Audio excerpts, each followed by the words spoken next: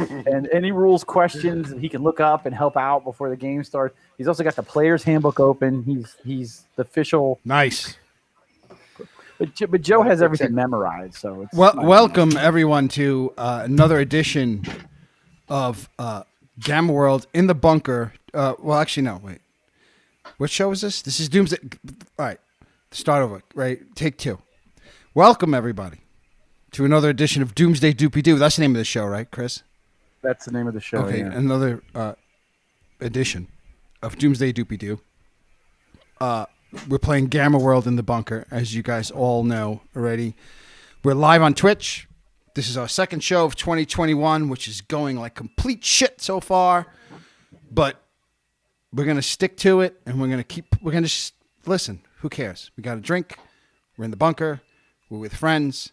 We're playing Gamma World, and I'm recording this, so now maybe the podcast will come out a little bit more. To the podcast listeners, sorry that it's been delayed our episodes, but we took a long time trying to get our whole video setup straight, and then our live stream straight, and then we had to figure out how to do it all remotely after COVID and all that stuff. And then now I think we got it pretty good. I'm looking at it; it looks pretty decent. It's still a little bit here and there. It's not. I don't have a TV studio here. It's a bunker, but it's serviceable. And now I have a way of recording it digitally for the podcast. So hopefully it'll start coming out quicker. So with that out of the way, perhaps at this point I should pass it over. First of all, I'd like to say hi to Joe. Joe, player 2, who's hey everyone. Who's with us, and of course our game master and co-host, Mr. Chris. How are you, Chris? Okay, we can't hear Chris. Oh no! No, I still can't hear Chris. No, we can't hear Chris. Have to cut this whole we part out. We cannot hear you, dude. Your voice is not coming in. Not for me or Joe, which is odd. Oh, I'm not coming in either? Sorry, do it in the text. How about in the chat room? Can you hear me? Can you hear us? Me? Test. I can hear you. Or maybe exit and rejoin. That would be what I would do. Okay, I'm going to try to do that. No, not you, Joe. Oh, okay. We lost Joe. Joe, you should have stayed. I meant Chris, because he's the one we can't hear. Soon it'll just be me. Cheers, everybody. Gamma World. Mark, how are you? How's it going? All right, we lost Joe. Chris, oh, there he goes. All right, it's just me and my Ibanez. Oh, let me show you guys my...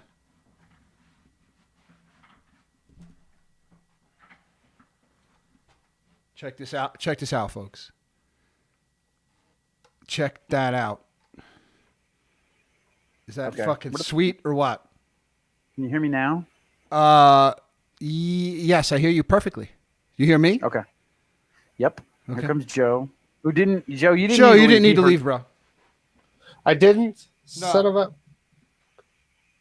I don't see my video in the... While you were gone, I was showing everyone my new guitar. All right. New guitar. Is that a Christmas present? 2 years worth of gift cards. Oh, wow. 2 years. 2 years. Wow. Yeah. How did you... I've been looking at this guitar for 2 years. Wow. Yeah.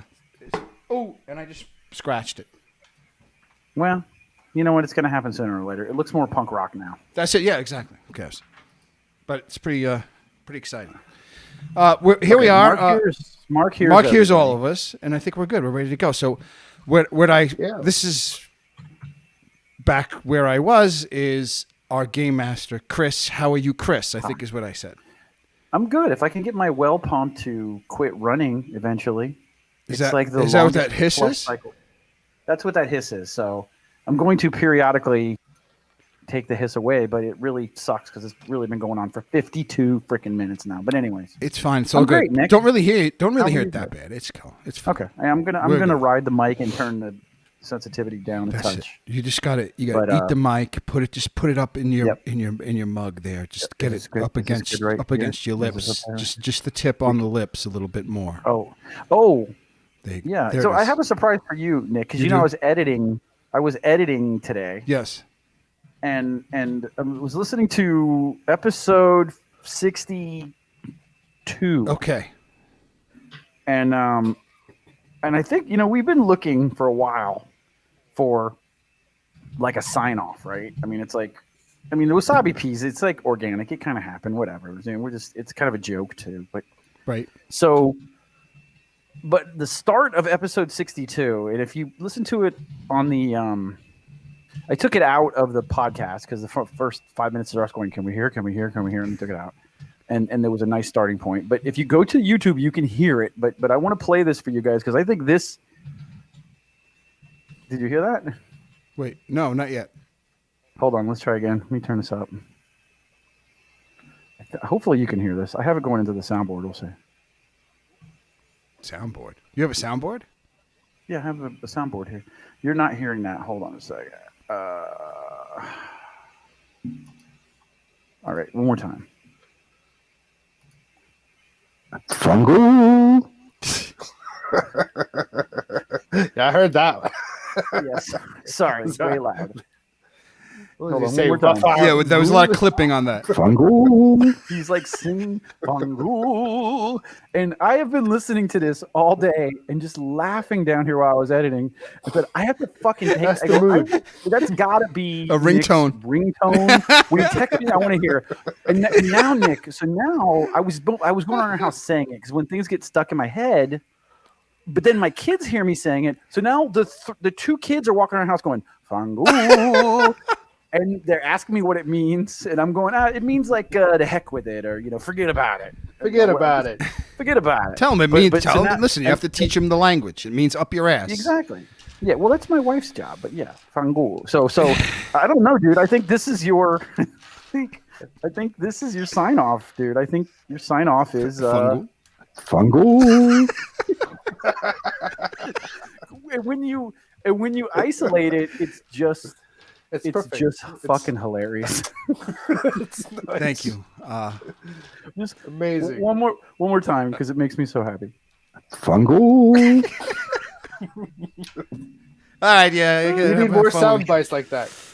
Have fun with me. What are you gonna do? Yeah.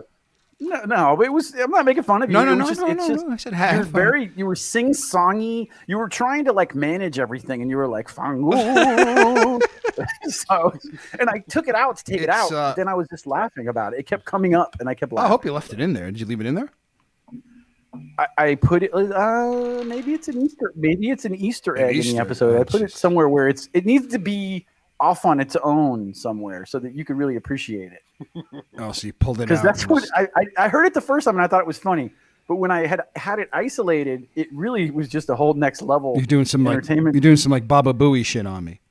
Exactly. Yeah. Thanks. Well, it happened. It was hilarious. I was going to tweet it, but I didn't want to ruin it. I wanted to surprise everybody. Thank you. No, that was funny. I didn't know what the hell you were going to play. I know, like Mark reminded us, I did a spot to see if I could see the waiter's bunghole or something. Yes. Joe, Mr. Mallory was giving away, rotten iPod shuffles. Yes. It was very. I forgot about that. Yeah, it was very. It was a very fun night. But I don't remember the Fungal. But thank you for reminding me. That was a few nights before that. A few nights? Okay. Earlier. It was 62. This is 64. So We're it was up to like 64 already. I think it was Joe's first episode. So. All right, 64. Or no, second episode. So. We've come so far already. We're already 3 episodes already. The Majestic boat ride is approaching now. Yeah, so Majestic boat ride? Maybe not so majestic. We might the jungle cruise. Fight our way through the jungles. Okay. All right. This isn't working with the lid, so I'm just gonna take this lid off. Take the lid off. So, anyways. How I turned it over to you, Chris, for the. Sorry. You want me to recap? Yeah, to recap. I mean, you're the GM, unless you want me to recap. But I no, I'll recap. Okay. This recap is brought to you by Molson Golden, where you could drink. But anyways, you can drink us up in in Canada. An intro. Do you guys still play an intro music? Yeah, but we edit in That's been post. cut out altogether. Yeah, we edit huh? in post. We don't have a director, you know. Yeah. Not too happy to hear about that. It comes out in post. It goes in post. Well, yeah, it's true. You know, we got to at least That throw it in intro YouTube. was like integral. It's needed. Well, which one? It's too good. Which Either one? one. They're both great. All right. You see, you got to get me started. It was a political answer. No, he knows. He knows I'm gonna start futzing. It was. Yeah, I know my Doomsday history. My Doomsday Doopy. I'm a Doopster. Okay. I'm a fellow Lightning. Doopster. This is the back in the day. adapter, so that way Apple gets along with the rest of your life. Is that I need? Let's that just down. leave a it at that. That's lightning my reminder that we should dongle. add the song in post. No, not. You asked for it now, so now. So He's Mark? setting it up. Mark has a non-political answer. He likes the one with the lyrics, which means Yeah. But he likes yours better than mine. Nick. the only problem. The one with a jaunty beat. Yeah, you know, the only problem is that I can't hear how loud it is or isn't. So I'll just look at the mixer to see if it's too loud or too low, and I'll try and guess. Because this isn't pumped into. I wasn't prepared for this. He wasn't prepared. No, I'm We're still sorry. stalling while my well pump does stuff. Is that too, what we're guys, doing? which is why. Yeah. Sorry. Wait, so it's a playlist, and the playlist is Triple D. Where is it? Triple D. Yeah, we have 3 songs on that playlist? Enfangu. You got to get that to me. I have to side load that thing. So Perfect. I have this theme here. And it's only going to grow from there. You know, it's going to get wild. We're going to get. I'm gonna More hashtag sound bites Fangool. out of it. If I can figure out how to spell it, I'll hashtag Fangool. So people on the stream are hearing this song. I can't hear how loud it is. I'm only looking at the levels. The levels of don't hear it at all. Yeah, you're not going to hear it because it's going into the mixer. I hope you guys are enjoying this. Yes. Yep. Is it good? Somebody tell us if it's good. Yeah. Someone tell us how awesome and rocking it is. It's pretty. I think it ended. I don't know. That sounds good. Thank you, Which G-Mark. one? Which one did you do? You did the original. The original. Intro, The one I intro? sang with the flu in bed. Yeah, I loved it. All right. And I like the one that the dude redid too, the instrumental one that we put at the end sometimes. This one. Both of them are great. Yeah, this one's playing. All right, so we'll just play this over the well. Might as well. Can we just play it in the background of everything I say just to hide the noise of the well pump? Okay, I'm going to turn it off. It's probably annoying people. Okay, Hold on. All right, what? I'm hearing the song now. Okay. I just feel jealous because I love the song too. Yeah, that was the number 1 hit instrumental on that you requested. iTunes. Yes. All right, so give us the recap. Okay, so where do we leave off? You, Mr. Meecho and Mr. Mallory and Mr. Glume's. Well, it's actually really just Glume, Meecho, and Mr. Mallory. Approached the gates of Edgewater, where they were greeted by some semi-hostile armed guards. They were told that most people don't come on foot, just walking out of the red wastes, and that they needed a magistrate named Khalid came to come in and make a decision on how they could Another come in one. and what the requirements were. Another one. DJ. Yeah. What is another that? one. Is that an obsidian die? No, let's just keep with the recap. I'm just making sure people understand this player is ready. He's ready to play. Nice. He's ready. So Khalid came out and he made some rules where you guys had to leave your weapons in a locker and you were carrying the lockers around you. In addition to all the gear that you were carrying, that mostly Meecho, because the horses were killed in the desert by the scavengers or ultravores or whatever. What is that? He's ready. I'm sure how ready I am. Is ready. All right. This is to show that this DM is Yes, this DM. He's ready. mildly psychotic. Captain Yola. Who's Captain Yola? Captain Yola is the captain of the boat. You take terrible notes. He's the captain of the boat, the wanderer that you. I just write chartered down thanks names. to- I have Captain He's the Yola. He's the one we're putting our trust Marshal in. Khalif. Not Khalid, Khalif. Khalif. It was Khalif? Okay. Maybe it's probably better to be Khalif No, than captain. Khalif was the magistrate. Magistrate Magistrate. Khalif is the one who led us into town. He fucked off. Yeah. a while Oh, yeah, that's ago. right. It is the That was- magistrate. I wrote it. It looks like Yeah. Marshal. That's just my terrible handwriting. He's the one that's going to give us back the key to unlock our weapons. We are on. Right. Yes, we are on the Wanderer. is the boat we're on. Yep. There's someone named Abraham with us. Abraham? I think Abraham is the bartender. Okay, maybe. And then Captain Yola. Captain Yola, and his first mate is Abraham. Raja. It's Raja. Yeah. Raja, Raja, not Raja. Not Brooklyn, Raja, but Raja. Anyway, so you guys went into the town. You went to a bar. Thanks to Mr. Mallory's amazing diplomacy role, you were able to charter a boat for what seemed like a steal. You were able to sell some goods. There were numerous lessons in the gaps in my rule knowledge, which hopefully I've addressed throughout. But I did a lot of reading to reread the combat section, which is a pretty damn big section, and some other stuff too. It's a whole chapter. It is, yeah. It's a lot, but I think I got some of it straight. So, and then you chartered the boat, and you went out. Let me see now. I think we were at the point where we went out to go sell some stuff, which we did because I implored Meecho to make sure to get rid of his useless gear and build up the wealth score, like just make some money. Yep. And we're at the point now where we're just waiting until morning, I think. Yeah, my wealth bonus, I think it went up 5 points. Yeah, it increased. +6, yeah. Very nice. Yeah, very, very healthy increase for sure. Like between levels, especially, we should be like going up. Okay. You know, at least it's continues to sustain our standard of living. Yes. You know, staying in inns, eating 3 meals a day, that kind of thing. And when you go from session to session, do you gain HP back on the session, or do I have to like go to bed like Minecraft? No, that goes off of time passed in the game. So yeah, we have to sleep it off. It's like there's 2 good ways for us to heal up, and one of those ways is using not hypo sprays, but a spray bandage. Yeah. We have to find in the world, pick up, and then use whenever we need them at the most. And it's like basically like a cure light wounds. Okay. But in the form of a bandage spray. Like each can has 6 uses, 1d6 heal, and then it's gone essentially. So like those cans are pretty sought after. And then on top of that, there's just natural healing, which we do when we sleep 8 hours a night. So like if we have to wait for camp, let's say, and we have 4 hours each, then it would be like a day's worth of sleeping divided by 2. But if we have someone else to watch with us and we can get 8 hours of sleep in, then we can like heal up overnight. But like bed rest is really the only other way. Okay, so I'm at 21. Yeah, and the other thing I need some healing too. Yeah, we got our asses kicked in the Joe. The idea the that you heal 1 hit point a day plus your Constitution bonus. You think that's too much? No, in fact it's too little. 1 hit point a day is too late. I think the rule is our level plus con per day. Oh, really?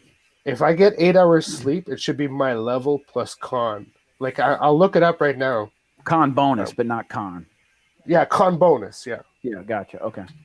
So I know I'm fine with that because it gives us more leeway. Because, like you said, this isn't like D&D where you have a cleric with you all the time. Yeah, dude, we can just get blasted in one bad game, like one bad fight, and we can get blasted to bits, right? So it's whatever hit points we can get back. So I'm a level 4, right? So you're level 4. So 4 plus whatever your Constitution bonus is. So a character recovers 1 point per character level. So character level, not level in this or that, but character level per evening of rest. So if I'm level 5, I get 5 hit points per evening of rest. A character undergoing complete bed rest, so doing nothing for an entire day, recovers 2 points per character level. So I'm not sure if you add your con bonus to that. It doesn't say that specifically here, and I'm looking at D20 Modern rules specifically. Sometimes they tweak stuff between 3.5 and D20 Modern, so I'll leave it up to the GM to decide. I mean, what do you think? Do you think that's too much? I mean, basically, I allow the con bonus. I mean, the con bonus is anywhere between +0 to +4 most of the time, right? So it's like it's not like it's a huge amount, yeah. No, I mean, I think it gives lower level characters a better shot too. I mean, if you have a guy with an 18 con and he was first level, he could heal 5 hit points. I mean, we're still talking about 0 to 4 hit points at the most, right? So it's not like a. Well, no, I would be 5. I think I'd have like a +1 to that. I have a +1 for level 4, so that would be +5. So I go for 21 to 26. That's if I had 8 hours sleep. What's your Constitution? 14. I mean, 14. Oh, okay. I'm totally biased though as a player. So Of course, no, but it's also here's my thought pattern right now. If there were 10 of us, I would say so. Mark I has would it. be a lot more strict. Mark yeah. has it covered. Yes, he's also saying natural healing. You recover 1 hit point per character level per evening of rest. 8 hours sleep. Yeah. I can Mark put like my reference in the chat. Boom. There it is. DMreference.com. DM reference. There's a bunch of websites that carry the D20 Modern SRD. You can just get most of the rules online now. So that's at least there's that. Nice. I can't Okay. fit any more computers on this desk, so That's I'm fine. going to leave that to you guys. We're gonna get the Whopper, and you can use the Whopper computer. Thank you. It's a whole room full of computers. That's what we need. Nice. First main War project. games. War games, yes. Bonus points if you can name the acronyms for Whopper and what it stands for. As long as bonus points equals XP points, I'm happy with that. Well, actually interesting that you mentioned that because we do have some bookkeeping here to take care of from the fight with the desert scavengers. Okay. So, are you ready with your pencils, boys? I am. Okay, I'm ready. So, I'm for ready. the battle with the desert scavengers. Yeah, you don't even have to tell us. Yeah, the real name. Just Denver Scavengers is fine. We remember 720 experience points. Really? Yeah. Really? 720. 720. Yep. Nice. Nice. Why do I have the feeling Joe has some sort of spreadsheet? No, it's actually like a form fillable character sheet. It's the one I shared with you guys. I'm just gonna update that one on my side. Okay. I just saw the typing going on. Yeah, yeah, for sure. There's typing because like I'm not using paper anymore. What's the point? Everyone's online now. Like, what's the point of using paper? I at least put Glume down on a document, just in a doc. I don't have a form fillable, but at least he's electronic now, so I can't trash him. Something, right? So, yeah. So that's that. That's experience. So there you go, Nick. You got what you wished for. So I hope that I'm excited about it. 720 XP. That's exciting. Yeah. So you would be at the end. So do you have the bottom level of a level 5 XP? What that would be? I need total XP is 10,000. I need 5,000 for next 10, level. So next level is 15,000. So now but next level is 5,000 minus 720, right? Yep. Or you have 10,720 experience points. Okay. I needed 4,000 to level up, and now I only need 3,280. So I'm happy for it. Okay, cool. All right. So I wanted to take care of that. Now we can get started, and the pump is still just running, and I'm out of stalling, so we just have to go. Or else we're going to be up all night. All right, so you guys we walked back to the boat last night and went to the cabin, and we crammed ourselves in the tiny little cabin. There was a bunk bed and then another like cot that we were able to set up in there, and we slept in that room. And the morning comes, and you can hear the bustle of the boat, the ropes jingling and jangling, and the activity on the topside deck above our heads as the sun starts to peek through the window. And I'm going to turn it over to you guys. Oops, don't do that. Okay, Joe, we lost your video a little bit, but we still hear you. So, sure. Now you go. You're back. Yeah, we spent the night after the trades. I mean, I'm guessing we just stayed close to the boat. Are we on the boat sleeping? That's what I got. That's how I took it, right? We were given a bunk last game. Like they showed us to kind of our quarters, and it's essentially just like a you want to describe it? I think it was like a small room with like just a couple of beds in it. Yep, it was a cabin. It had like a bunk bed, right? And then had a cot that we could set up, and it's got a lot of our stuff in there that can go in some of the cabinets and stuff, but it's still pretty cramped. I mean, it's not the boat isn't large, so they don't have huge luxurious cabins, right? And we're already kind of crammed into 3 people in what kind of amounts to a 2-person cabin. And our stuff's unlocked, right? You're locked from the inside. Weapons are locked, yes. Oh, they're still locked. So we didn't leave yet. We're still in dock. Nope. So we slept on the boat on the dock. Yeah. So when this scene starts, we're essentially in our cabins and the morning rises. Yep. Right? So I get up and I just check all my inventory, make sure everything's in its proper order. Okay. So Mallory stands up and he immediately starts checking his, pulls his gun belt on and starts to arrange his stuff. What do you do, Meecho? Yeah, I make sure none of my stuff is stolen. I make sure I have my head in my locker, in my backpack and stuff. I automate my self-grooming kit. And he's clean. Oh, you clean the grooming in front of you, almost like a futuristic monkey. Yeah, he kept his clothes on. I hope. Yeah, he did, invisible. But it's just clothes. I mean, at this point, who needs clothes, right? I could just everything is groomed. Whatever. Yeah. All right. Well, smooth like a baby seal. Yeah, I don't have anything like that. So but I don't think you guys are interested in me washing my face in the sink. That's why I'm using it. It's just so automatic at this point. So let's assume that I've cleaned myself up best I can with whatever's available.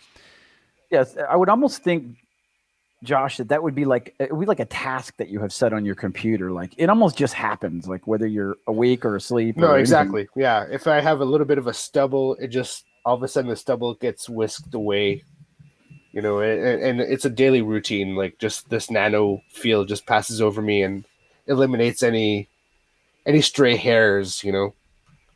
Yeah, so that's I imagine that Mr. Mallory is kind of like always a military regs guy, like hairs high and tight and exactly shave. Like my buttons are always like all in the center down the gig line, like gig line straight. Yeah. Okay. Yeah. So Meecho kind of looks up at this grooming. He's like, I can't do any of that. He's got like grooming envy. He's like, I don't know. Yeah, really, man. I don't even have a fucking razor. Right. So I whatever's available, like I kind of just use and freshen myself up. Not that you're interested in it, and I that's what I do. As long as I have my stuff, I'm good. I would also additionally, we're in the cabin with the door closed. Like we're in a closed cabin. We woke up. Like I would kind of like venture out a little bit just to see. I mean, we didn't leave yet, did we? Because our lock. I want to make sure that someone opens our damn lockers. Okay, so Glume has crammed himself in the top bunk because it's the smallest thing, and he's like 6'4", so he's got his knees bent and he's just crammed in this upper bunk sleeping, and he's always the last person to get up. Mallory is adjusting himself in military fashion, and you decide to open the door and you walk outside. Immediately you can feel the bracing ocean air. It's just different. You've never really been near the ocean, so it's something new to you. But the air smells cleaner, and there's a breeze, and you can hear the sounds of birds outside, and like I said, ropes and the boat rubbing against the pier as you walk up the steps, and you put your feet on the top deck. Okay. Yeah, I give it a good. Is it? Can we see the other side of the river or sea that we're on? I'm not quite sure at this point. Geographically speaking, like what we're on, you can't see anything but water. I mean, so you have the shoreline of where Edgewater is, but as far as you look in either direction, all you see is water. So it almost looks like a sea. Like we're facing the sea at this point. It's either the sea or a particularly large body of water. Like Great Lakeside. No matter that though. At this early morning too, is there like any kind of fog or anything like that that's making it hard for me to see the other side? There's always a bit of something hanging in the air, right? But it's not exactly fog. It's more like just residual stuff. Mist, clouds and radiation, and people are burning really unclean fuel in some of these cities. So lots of wood. Oh yeah. So you get a bit of this. It's hazy in the morning. It tends to blow off, but it's nothing really obstructing you. You just, as far as you can see. You see the sea, and also there's a wave action to it that's outside of what you would see in a lake. I mean, although some large lakes do have, or even a river, okay. But there's some kind of wave-like action. There's a beach nearby within the protected wall that you can see some people down at. But it looks like a rather large body of water. Because my perspective coming on this, and like just indulge me here for a second. My perspective is having never seen this body of water before, so I'm trying to figure out if it's a river or a sea or just by like first glance. Do you have any skills that are relevant? Like I'm thinking about your character and knowing I'll what I let know you about his know. background. So I have more than just the 3 knowledges that I have. I didn't write down the others, but an easy fourth that I would have would be physical sciences. So like just at my base intelligence bonus, I'd have a +7 on it. So I can just roll that with d20 +7. Yeah, go ahead and roll that.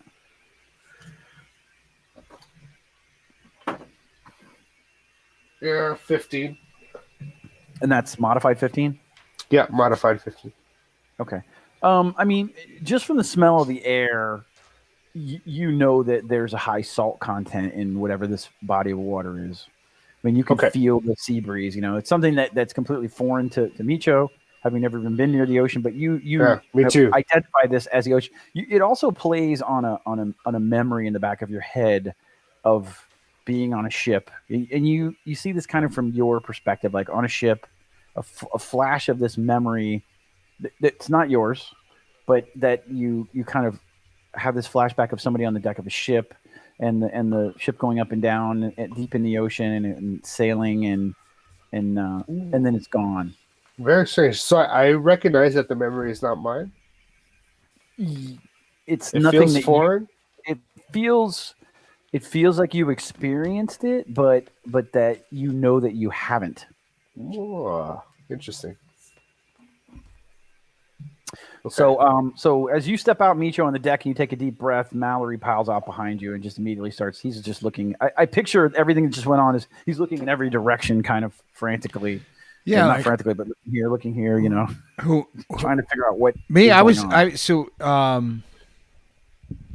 just kind of looking around, just like taking it in, catching our sea legs. Yeah, but when you did say initially that it was water as far as we could see, the other side we see land, right? This boat hasn't left, has it? No, the boat has not pulled away now. You're very paranoid about getting your equipment unlocked. Yeah. So like I'm like I see all the water, I panic, I run to the other side of the boat to make sure I still see land. Yeah, you still see the pier on the other side. Okay. So now I look around to see if I see the captain or the first mate. Like I'm just looking around because I realize we freaking slept and my shit's still locked up. So you do not see the captain, but you can see the first mate on the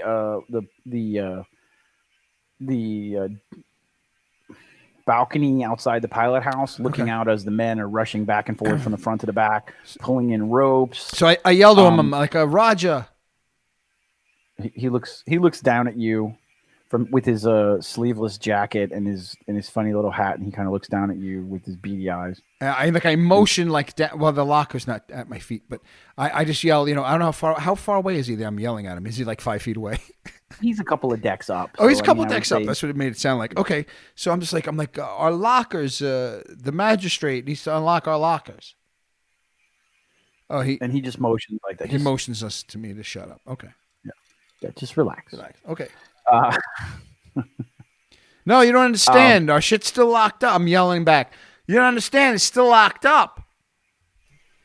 She just does it and he again. Turns and goes back into the pilot house. He just kind of dismisses you with a hand. Freaking guy. And I'm looking around to see if anybody's. I'm looking around to see if anybody else noticed this. I mean, everybody else is so busy just running from station to station. There's various maybe 6 crew members that you see on the topside deck. You can hear the engine below deck starting to. I tell Meecho, the captain will probably tell us when we're about to depart and when we can expect to get our equipment back.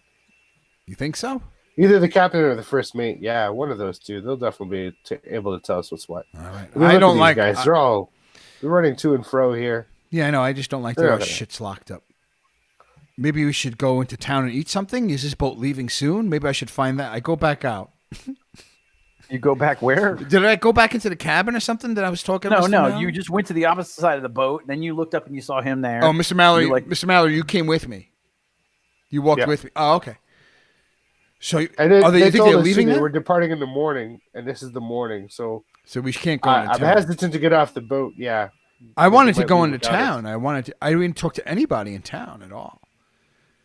Yeah, we really didn't do that. Like last night was kind of a blur. It was. We were well, okay. That's okay. Edgewater is full of Was fish water. exactly. Oh, we did have some fish water. Fresh Yeah, water.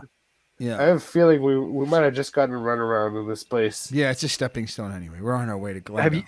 Have you not had enough of my Australian accent? Is that what it is? You want more Australian accent? No, I like being in town. We have fun in town usually. We do, yeah. Okay. But we'll have fun on the We boat do. too, I'm sure. This is my first Mr. Mallory, this is my first cruise. Mine too. Uh, in this, Glume where's Glume? I look around for Glume. Hold on.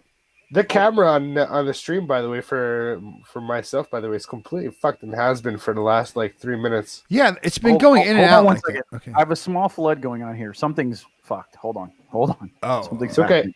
Okay. Something's Go running. check it out. Go check it out. I was But on my wondering, side, like, too, you know, when a thing runs for that long, you have to start wondering. So I turned off my VPN. I turned off everything, like everything that's not relevant to this show. I turned off. Huh. So I don't know. Maybe I should exit and come back in. What do you think? That might clear it up. You know, that always helps. Okay. All right. Since he just jumped, I'll do that now. Okay. So it's just me again, folks. You and I together, alone. Don't be afraid. I'm not as creepy as I'm sounding right now. So Joe is left and rejoin because his video is messed, and our game master's having a flood in his basement. And like I said, 2021 is it's coming along. It's coming along. Okay, I see Joe back. I got his video back. All right. There we go. Yeah, so all we need now is to see if our game master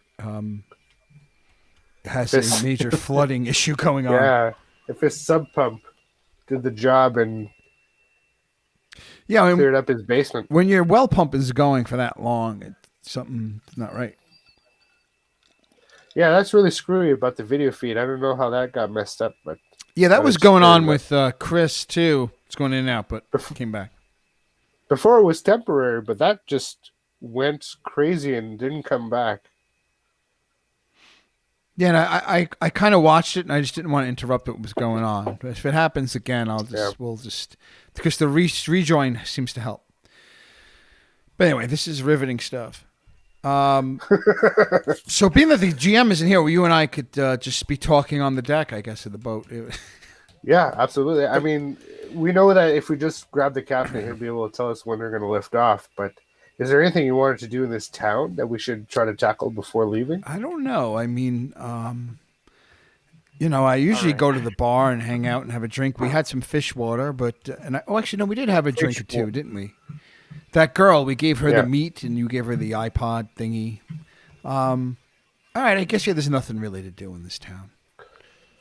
There probably is. If we took the time to spend here and look around, I'm sure we would find something here to do. The question is it necessary for your journey at the moment for us to spend more time here than is necessary? Well, no, but like I enjoy. Then it's probably just as well that we shove off and Yes, reach our next destination. And yes, we're bound to come up with some obstacles along the way too. So yes. there's that.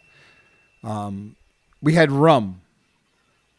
That's what Yeah, I had. did rum. not. You I did had not. You water. had fish water. You had rum. I yeah. had rum. Okay. So now, is the flood subsided? Well, so apparently whatever it was wasn't supposed to run that long, so something got out of. But the good news is it stopped when I turned the thing to shut it off. So I'll figure it out later. Okay. You're coming Flood in. has not reached me. You're coming in like loud and clear right now, so it's perfect. Yep, we're good. Perfecto. So where were we? So you you guys discussed wanting to leave the ship and then decided that you probably don't need to leave. Yes, no, we're gonna stay. So you guys are standing midships where you were looking out over the quarterdeck and the brow that's between the ship and the pier. And as you're doing that, you see a very familiar maroon golf cart turn down the road with gold rims and dingle balls and come to the end of the pier. Dingle balls. You see dangling yellow tassels, and then you see a very familiar bald-headed robed man get off the cart and start to make his way down the pier towards the berth where your ship, the Wanderer, is sitting. Oh, look, there's the magistrate.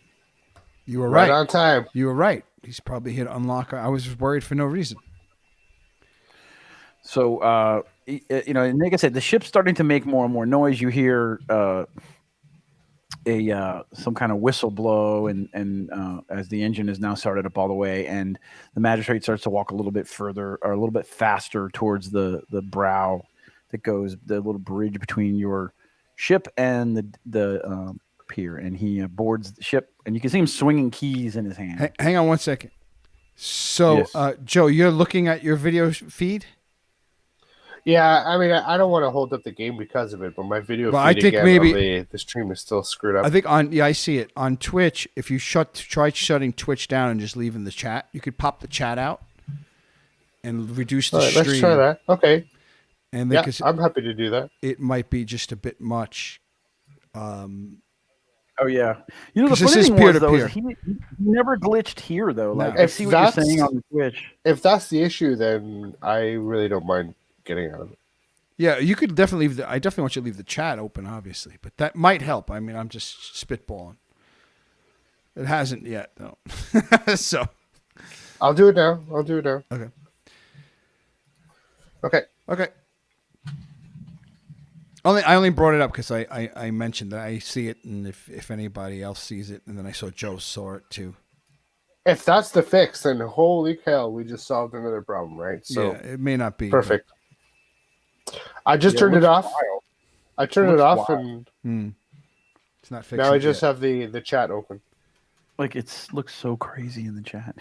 I've never seen video look like that before. All right. Anyway. Okay. So the magistrate walks across the brow and he walks right up to you guys. He goes, let's see. I forget how the magistrate talked. He had an Australian accent. Yes, I believe so. I believe he did, yeah. Where's the locker, mate? Let's go and I'll unlock your locker for you.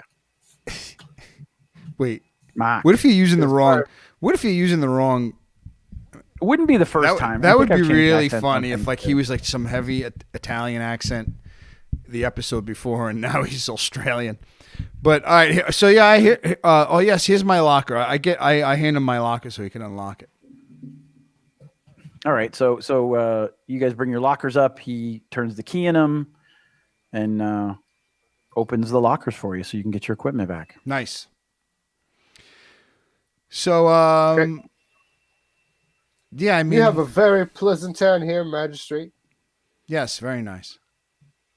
Thank you, gentlemen. Thank you And, for cooperating. We have, we like to keep the rules in order here. We like to have a good time.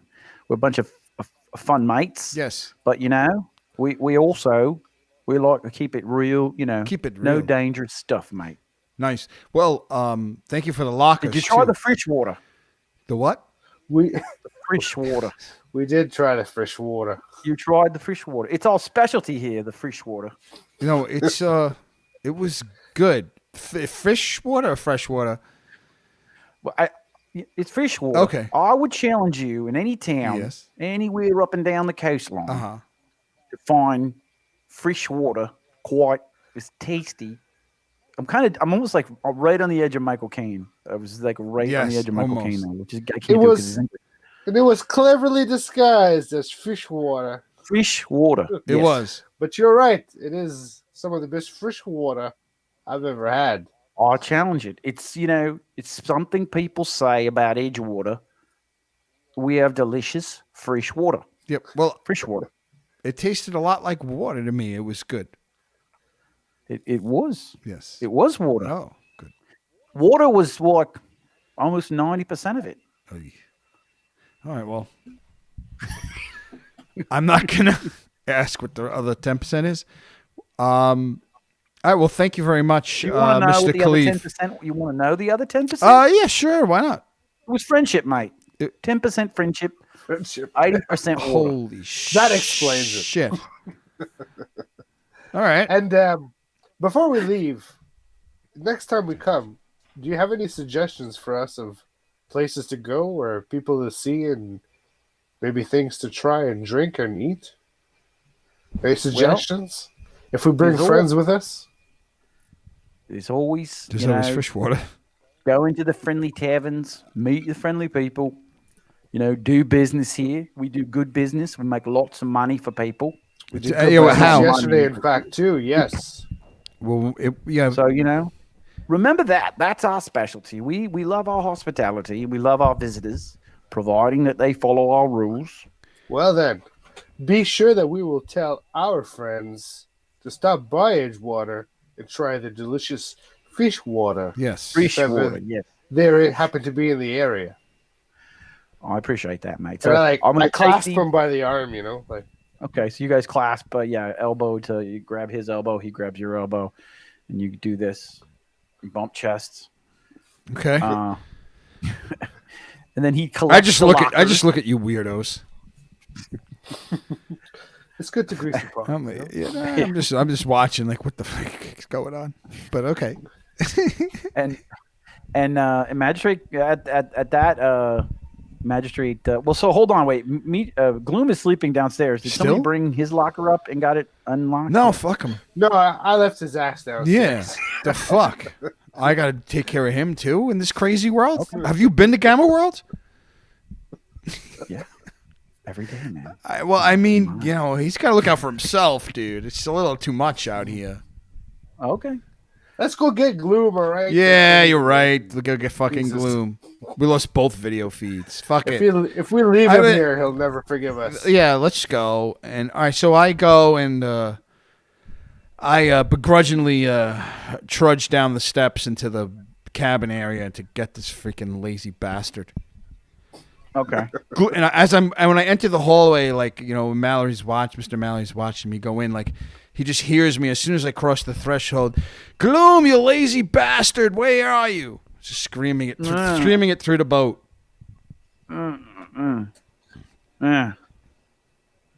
He rolls over, pulls the covers over his head. I kind of like control the guy and it says Glume. He's the one with all the bad stuff in his locker. Glume there. Listen, always waiting for that guy. The magistrate's here to unlock your locker, unless you don't want your needler rifle there. Is that what it's called? Your rifle that shoots your flechet rifle that shoots those armpit bullets. You need you're gonna have to get up and bring it. Bring it. You want me to bring it? No. So you guys look up and the magistrate is standing basically at the top of the steps, and he's like, "Do you need me to come down there and unlock it for him?" I don't know. I just look at Glume. I look back. It's time to go. Glume, wake the fuck up, man. I kick him in the side. Okay. He's like, "Oh, fuck! I hate the ocean." We didn't even go on the ocean. We're in the freaking. I don't. This is very uncomfortable for me. I don't like it. Well, get used to it. I don't know how many days. I don't even know how many days it's going to be, but I have a feeling it's going to be more than one. He reaches in his pack and grabs something, slides out of the top bunk, and starts chewing on a bar. And with his other hand, just sleepily grabs the trunk. And as he walks up the steps, it's like patunk, patunk, patunk, patunk, patunk, patunk, and he's just standing eating a bar. The magistrate leans over. He unlocks the case. He's standing there, like his underwear out on the deck, sleepy-eyed. And then he pulls his shit out, sticks it under his arm, and he comes back down, throws it on the floor, climbs back in the bunk. Okay. Glume, what's wrong, buddy? I'm tired, man. I'm not a morning person. Can I just have some space? Yeah, sure. Yeah. All right, all right, all right. I go back on the deck. I go out on the deck. All right. So Meecho goes back up on the deck. What do you do, Mr. Mallory? I follow him as well. I Okay. follow Mr. Meecho. Okay, so as you guys come up, like you said, you can see there's a stack on this ship. A stack with smoke billowing out of the top of it. So this ship is obviously using some kind of gas or something else to power its engine. And you can hear a low thum thum thum thum thum thum thum thum of the engine below deck. You can actually feel it on the bottoms of your feet. And the guys on the pier are starting to pull the brow back. So you have two guys on the one side that are pushing it off until it kind of gets off the deck of the ship, and then they pull it back. You also have guys doing line handling. They unhook the lines and throw them up to the guys on the ship, and they're winding them up, and the ship is kind of slowly starting to pull away from the dock. Boom, boom, boom, boom, boom, boom, boom, boom, boom. And it turns and starts to head out to a little bit deeper water at a slow kind of tread. Okay, I turned to Mr. Mallory. I guess we're off. I'm a bit like. That's it. I'm a little edgy I now. hope we have everything. As I watch the land kind of recede, I kind of like get a little. So the complement for the ship, they look like they're fully complemented. The ship looks like it's running by itself. They might need us to help fight, but otherwise they don't need us to help man the ship in any way, right? I mean, there's 10 crew, the captain and the first mate is really what you're looking at. Most of the crew are armed with some kind of either sidearm or rifle or sword, or sword, and then or at least a knife. And they're, like I said, doing a lot of running around, straightening up lines. But they look, I mean, pretty well staffed for a ship of this size. I start looking around. I start looking around for a higher vantage point. Like I'm looking for a higher deck I can go to. There's a middle deck, and then there's the pilot house. So you kind of have, the biggest part of the main deck is the entire outside of the ship, and then in the center, you have the one floor up that you can go up, and then the top one is a pilot house. Only the captain really is up there, and the first mate, and whoever's driving. Okay, so do I see a way up into that second level? Yep, you see a ladder, a ladder, yeah, that you can climb up. That'll get you to that deck. So I climb the ladder to the second deck. Okay, you climb the ladder to the second deck, and it's mostly clear around the out of it, and on the outside of it, and then towards the front, there's a gun there, machine gun housing of some kind, and an open area that you can go up and get a vantage point of the fore part of the ship and the folks on all those parts on the front part of the ship. I walk towards the gun to check out the gun. Okay. It looks like a light machine gun of some kind. It has like an armor shield that's been welded to the left of it that the gunner can hide behind, that the ammo box is hidden behind, but it's stowed with some kind of a cloth covering on it, wrapping it down to protect it from the elements. And do I see the ammo? Is this thing like loaded? Is it, like... Well, it has a sheet over it, so you can't really see the ammo box. The sheet's over the whole thing. Yeah, and it's like pulled over it and tied kind of tight. Okay. But you can see it's the shape of a pretty decent size gun, and they've got another one on the aft part of the ship. Okay. And is there anyone on this deck level with me? Let's see, high or low for favorable results. High. Yeah, there are. There's 3 guys on that level that are sitting on the back part of that level, that are sitting in the sun back there and just kind of sunning themselves and chatting. Okay. I'm gonna walk in that direction. So I can walk towards them. Okay. Mallory, what are you doing at this time?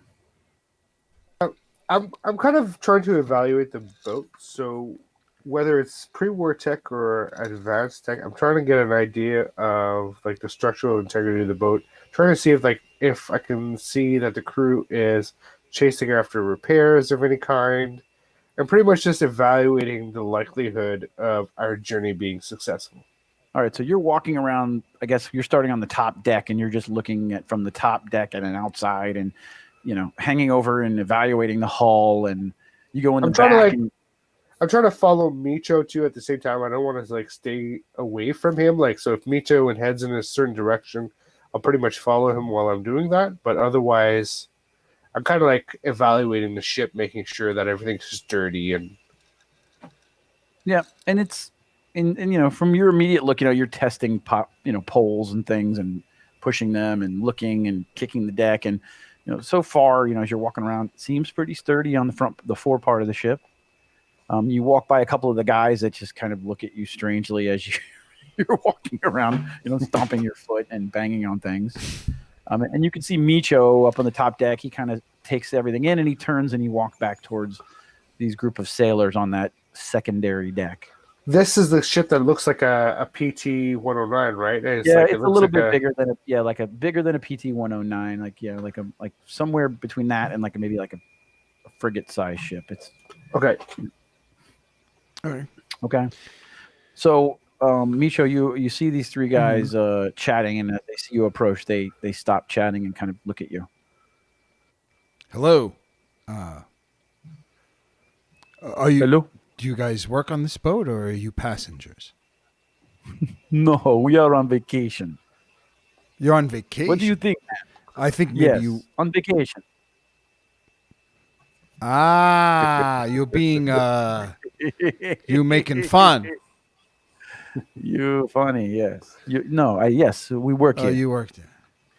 There's some pretty big fucking guns on this boat. What's that about?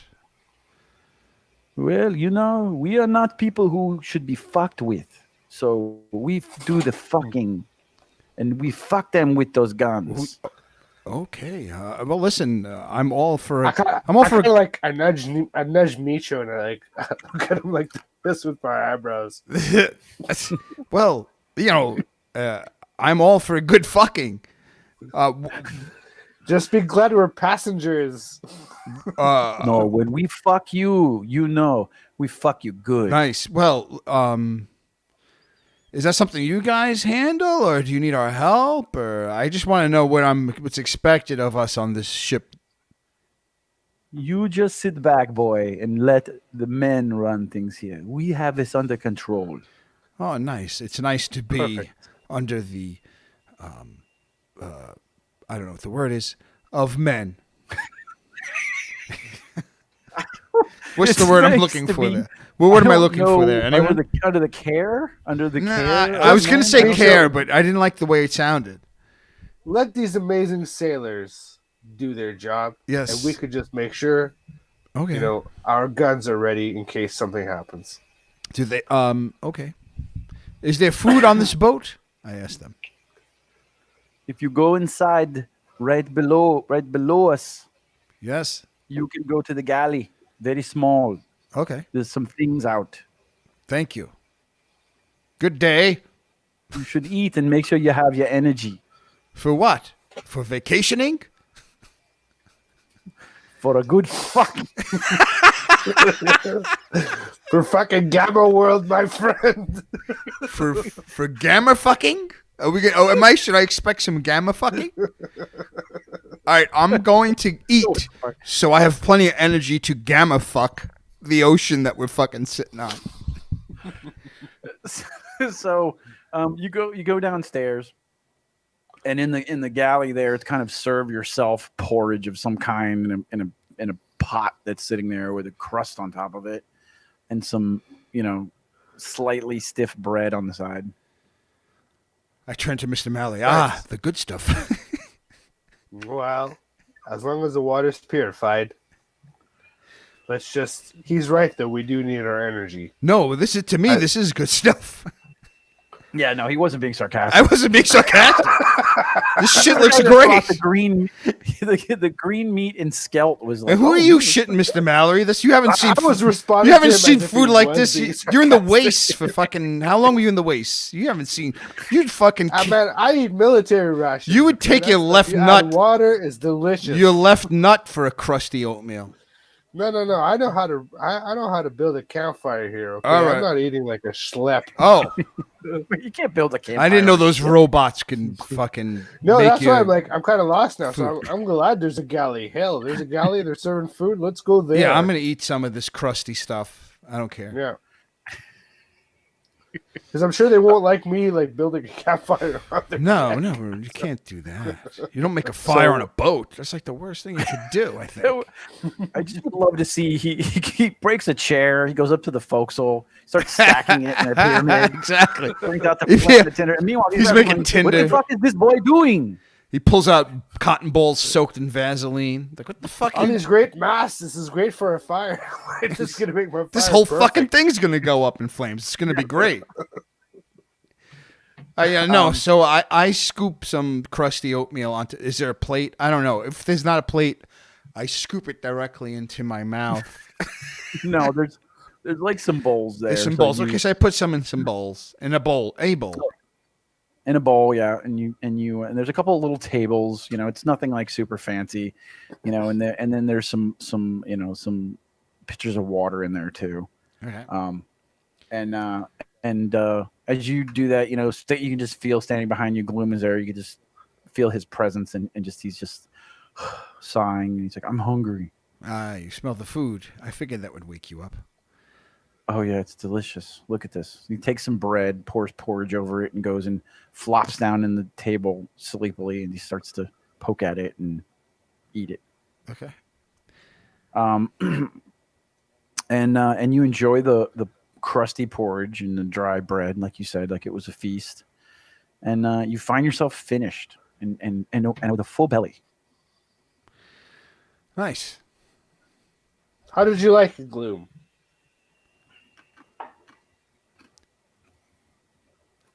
Oh, sorry. Thought you were talking to him. It's okay. It's okay. I feel better. I feel better now. I'm awake, and I had my breakfast. He's been eating at this guy's house for like weeks. They had You know, very knowing- they had very good food at Knowing your Hemingway's. expertise as well, I'm curious to know what you think of the ship and its complement. I mean, the Gloom, he thinks you have expertise. yeah. They Are you just going to be happy to be back at back in town? at the Citadel? Yeah. I would feel more comfortable in some place that I know. I feel like we're very far away. I feel very far away from home. It's true. You know, that's okay. Very So true. we're gonna try to make sure you get back there. You know, kind of. Excuse me. You guys have taken me into your group, and I'm not going to forget that, Gloom. So, I mean, if that's what we need to do to get you back in a place where you're comfortable again, is take you back to where you come from, then let's do that. Yeah. Well, I appreciate that, Mallory. I that's really nice. You seem nice too. You know what? I'm having a good day all of a sudden. Well, nothing's worse than being out, you know, in a strange place and not having any allies while you're there. This is Yeah, true. I mean, it's nice. Since I met Meecho, you know, I feel like we watch each other's back, you know, and you know, like if Yeah, he you was- both he seem was very sleeping- dependable. if he was sleeping, like he wouldn't, you know, I wouldn't let the boat pull away without getting his stuff unlocked. It's just something. It's just not done, you know. So, but I don't feel like that way with him. He's not like that. You got all your stuff, right? We didn't miss anything? No, I got all my stuff. Yeah, I got all my Okay, All right. that's good. Yeah, it really wasn't that. It was maybe more like two things. But yeah, I'm glad you're here. I'm happy you're here. Well, I'm happy you guys took me along too, because I was really lost until I came up with you guys. So, if I hadn't met you guys out there that fateful day with your tent up and your tea, I think I might have been lost forever. I might have never made it out of there. Yeah, I'll say in the direction you were walking, which I think was the opposite of which we were going. There wasn't There's much. apparently hazards out there that I had never even heard of. Yeah, there wasn't much in the direction you were going. That's for sure. It was the fates, I guess. So yes, just to say, very appreciative, and let's get you back to a place where you'll feel at home again. Yeah, I know, and it'll be better for all of us. I mean, things will be like they were before. It's going to be great. I'm really excited. So this is a happy day. Everybody's happy. I'm happy. You're happy. Meecho's happy. Look how happy Meecho is. See, he's happy. We're happy. So Edgewater behind us. It's only a good thing. Yep, and the future ahead of us, and who knows? Who knows? And then he kind of stalks out of the room excitedly, like in a mania almost, out of the room. And leaves you guys in the cabin, kind of in the wake of whatever the fuck just happened. But I pretty much after eating, I'm gonna just spend time cleaning my hardballer if it needs to be cleaned, and just making sure my equipment is kind of in order. And is this your junk? Or... Oh no, your gun. That's not my junk pile, like my actual functioning. No, I mean your junk pile for combat. Your hard. He was talking about your. I think he thought that was a nickname for your penis. Well, it could be as well. I mean, you said you're going to clean the hardballer. If we're going to start talking about that, come on, guys. I'm going to need much more than just a podcast. Just me and my trusty old hardballer strolled into. I'm just going to clean my hardballer. We're on Twitch, right? Is this the right place? I mean, we're marketing. So I clean my hardballer too. All right. I mean, we're on a boat. There's nothing else to do. I go polish my hardballer. All right. If the crew doesn't need us at this point, we're waiting to reach the next port. Right. Yeah. And you got to have something to pass the time. But just remember the golden rule: if you clean your hardballer more than once, it's playing with it. So. Just had to get that one out. So Mallory sits on, he goes down to the main deck and he finds a spot where there's a like a bench to sit, and he's sitting there in the sun, and Field strips his hardballer and is oiling it and cleaning it. And Meecho, as you walk out, you can see the feet hanging over the top of the pilot house balcony, a pair of black boots hanging out over almost like hanging over the lip of the pilot house balcony, the outside area by where they drive the boat. So, okay. So, and up there was just the first mate and the captain. So there's a pair of black boots just hanging over. Yeah, almost as if someone has their feet on the top of it, right. Like they're sitting with their feet up, and you can just see the underside. I kind of lean back to see and look up at the same time to see if I could see who that is, if I could get their attention, Yeah, so as you look up, you can see the turbaned head and beard of Captain Yola, and he's sitting up on the side balcony of the pilot house with his arms crossed and his head down. Down sleeping or down looking at me? Down sleeping, yeah, like he has his head down in a which you remember when you were in the bar, he was like that when you guys walked up. He didn't really talk to you. I think he might have talked to Mallory directly, but most of the talking he was doing was through the first mate. So I yell, Yola. That's the name, right? And yes. he lays there with his. You don't see him move. Yola. He's still stuttering. Yep, he's just laying there. Fucking guy. I go back. I go. Okay. I go walk back to where those three guys that were sitting. Are they still on the same deck? Yeah. Hey guys, how many days to Glendale? That's something I wanted to check too. We've been calling it Glendale, but I don't think it's Glendale. It's not Glendale? Hold on. I was looking at it and I was like, oh, we said it wrong the entire time. It happens a lot with Gamma World, actually. I called a few places in another campaign one name only to find out that the U was silent or some crazy shit. Brookdale, Mark is saying? It's Brookdale, yeah. It's Brookdale. It's Brookdale, right? I had to go back. I remember him. I had to scroll back in the chat. And so he looks at you. The other two guys walk away, and you're left with the one guy that was kind of a dick to you, and he's like, Brookdale? Yes. I'd never heard of such a place. Where is it a port? Where are we headed?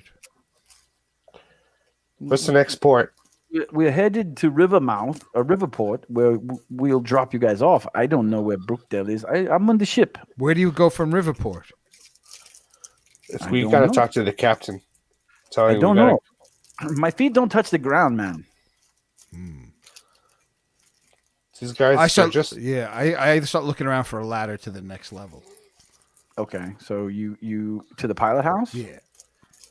You don't see one on the outside, so you'd have to go inside the centralized area where the galley is to try to find the main ladder up to the pilot house.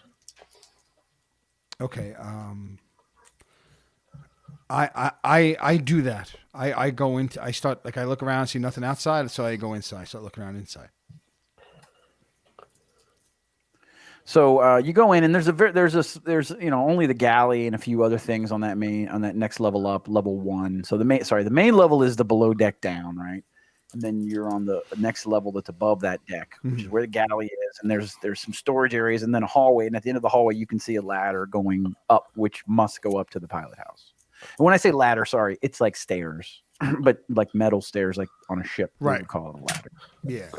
Already, this ship has way more detail than I was prepared for. Like, amazing ship. This is awesome. So, I get to the base of those stairs / ladder, that steep staircase, and I look up to see if it's open, if I'm looking at a hatch, or what am I looking at? So you walk up, and of course you go through a hatch. Yes. Oh, I did. The time you go. I was going to look before I went up. I didn't want to go up. No. You didn't go up. You would have to go through a hatch, and then at the top of that, there's actually a door too. So there's a hatch that you would have to go up to go through the deck, but it's not closed. It's not like dog down. So it's open. Okay, so I'm looking through a hatch, an open hatch, to a door. Yep. To a door that's just at the top of the stairs. Yeah, and in the door, there's a window. You can see a shape move back and forth across it every now and then. Okay, I just start. All right. I have my gauntlet. I have my charge pistol on me. No. I never said right. So all that shit's still in my locker, right? All I have on me is my vibroblade and my knife. I mean, you look. I'm going to assume you put your weapons. Yeah, your locker was open, and we all said that we were getting kind of outfitted afterwards. So you can assume that you're carrying your complement of stuff. Okay. Whatever it was you were wearing before, yeah. Okay, so then I look behind me to see if Mr. Mallory's anywhere around. No, Mallory's Not on the outside, yeah, sitting on a bench on the main deck cleaning his gun. You don't know really where Glume went. Okay, so I just start walking up the ladder. Okay, so you walk up the ladder. You can hear your feet on the metal steps as you go chunk, chunk, chunk, chunk up, and you kind of navigate through the hatch and then up to the top. And once you're fully through, you're standing in front of the door. And as you look through the door, you can see light coming in from outside. You can see someone standing at a wheel, that's driving, and then a table. Kind of, it's a small pilot house, and then through the door to the right, you can see an elbow sticking in front of the door that's coming off to the side. So there's somebody in and to the left that's driving with a wheel, and then inside the door to the right, immediately all you see is an elbow in the window, and that's pretty much what you can see. I'm sorry, I feel like I'm taking up a lot of action. I don't know if Mr. Mallory wants to do something, because I feel like I've just been no. Go ahead. I'm cleaning my gun. Okay, so then I knock on the door. Okay, you bang on the door, and as you do that, you see Raja's face come from the side and stare back at you. What? Raja. What do you need, mate? Raja. Yes, Raja. How many days to Brookdale? We've got about we've got about 2 days journey in the open ocean along the coastline, and then about a day along the river. And we'll get to Riverport, and from there, you're a bit on your own, mate. So you only go as far as Riverport? Well, I mean, it's a boat, mate. We can't go any further in the water. We don't draft that. We draft pretty low in the water, so we can only go so far up the river. Sure. Okay. Oh, that's right. We might have them. That makes sense then. Riverport. Okay. All right. Thank you. So about 3 days to Riverport. Yes. Okay. Thank you. And I just start heading down the stairs. I forgot about the map. The map, I think, there was an interim town, I think, between Edgewater took you to a town, There was another town, so maybe Riverport was the town. I got Yeah. nervous that this guy wasn't taking us where we were supposed to be going. I was sitting I'm there going, very what is he going to do? very dude? suspicious. I'm very suspicious of everything that's going on around me. Is he going to break into the pilot house and mutiny the ship and take over? Yeah, so I'm wondering why Mr. Mallory was like so calm. I'm like, all right, well, this guy doesn't even know where we're going. Like, where I took to, so that's why I did. Anyway, go ahead. All right, so you come back down the stairs? Yeah, I wanted to go back down the stairs and head towards the room and talk to Glume about the map to see what if Riverport it indeed helps us or not. All right. And so does he come into the room where I'm cleaning my weapon? Well, I thought you were cleaning your weapon like on the top side somewhere, like you would want to be outside. Are you in the room? I thought I was in the galley. Okay, in the galley. Yeah. So okay, so Does he he comes come down to the the galley? Yep, and he walks into the galley and So I asked him. So how long till we get to the destination? Well, it's 3 days to Riverport, and I don't know how many days it is from Riverport to Brookdale. I'm gonna go talk to Glume to see if. Did you have ask the map him how to get there? from what? From Riverdale to Brookdale. Riverport to Brookdale. Report. Yeah. Riverdale Riverport for to Archie and Brookdale. Jughead. No, I did not. I mean, he's a water guy. I assumed. I don't think he's ever even been off this boat over there. I've been to Brookdale, but the crew members never even heard of Brookdale. Got it. Well, let's hope that Glume has heard of Riverport then. Yeah, we have a map. Did we show you the map? I thought we should. No. Oh, we should show you the map. You could read Well, maps. the map. So the map that you have actually only the one that you're talking about, the one that Batu. got drawn for you. That Batu gave us, yeah. Yeah, that only got you to Edgewater. Batu's never been to Riverport, so he doesn't have those details. So his map showed you Edgewater. In Edgewater, you had conversations about going to Glendale, and Riverport was discussed then. But you don't have a map that includes any of those details. Yeah, but I'm still on my way to Glume to go find out. To go look at the map because I wouldn't probably wouldn't even know. I wouldn't even know that. So it sounds like Riverport's about to become our new home. Unless someone there knows how to get to Brookdale, yeah. So you're in the galley. You look out the window and you can see that Glume is on the forecastle of the ship, the pointy part of the ship, on the forward part of the ship, kind of looking out over the edge of it as this thing is trudging.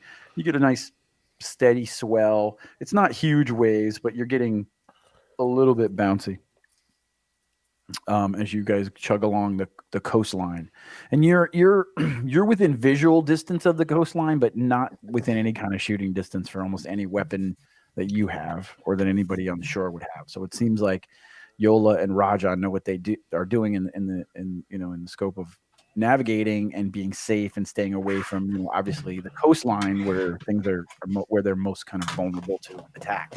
Right. So yes, I want to walk to Glume and see if he knows anything about this edge port.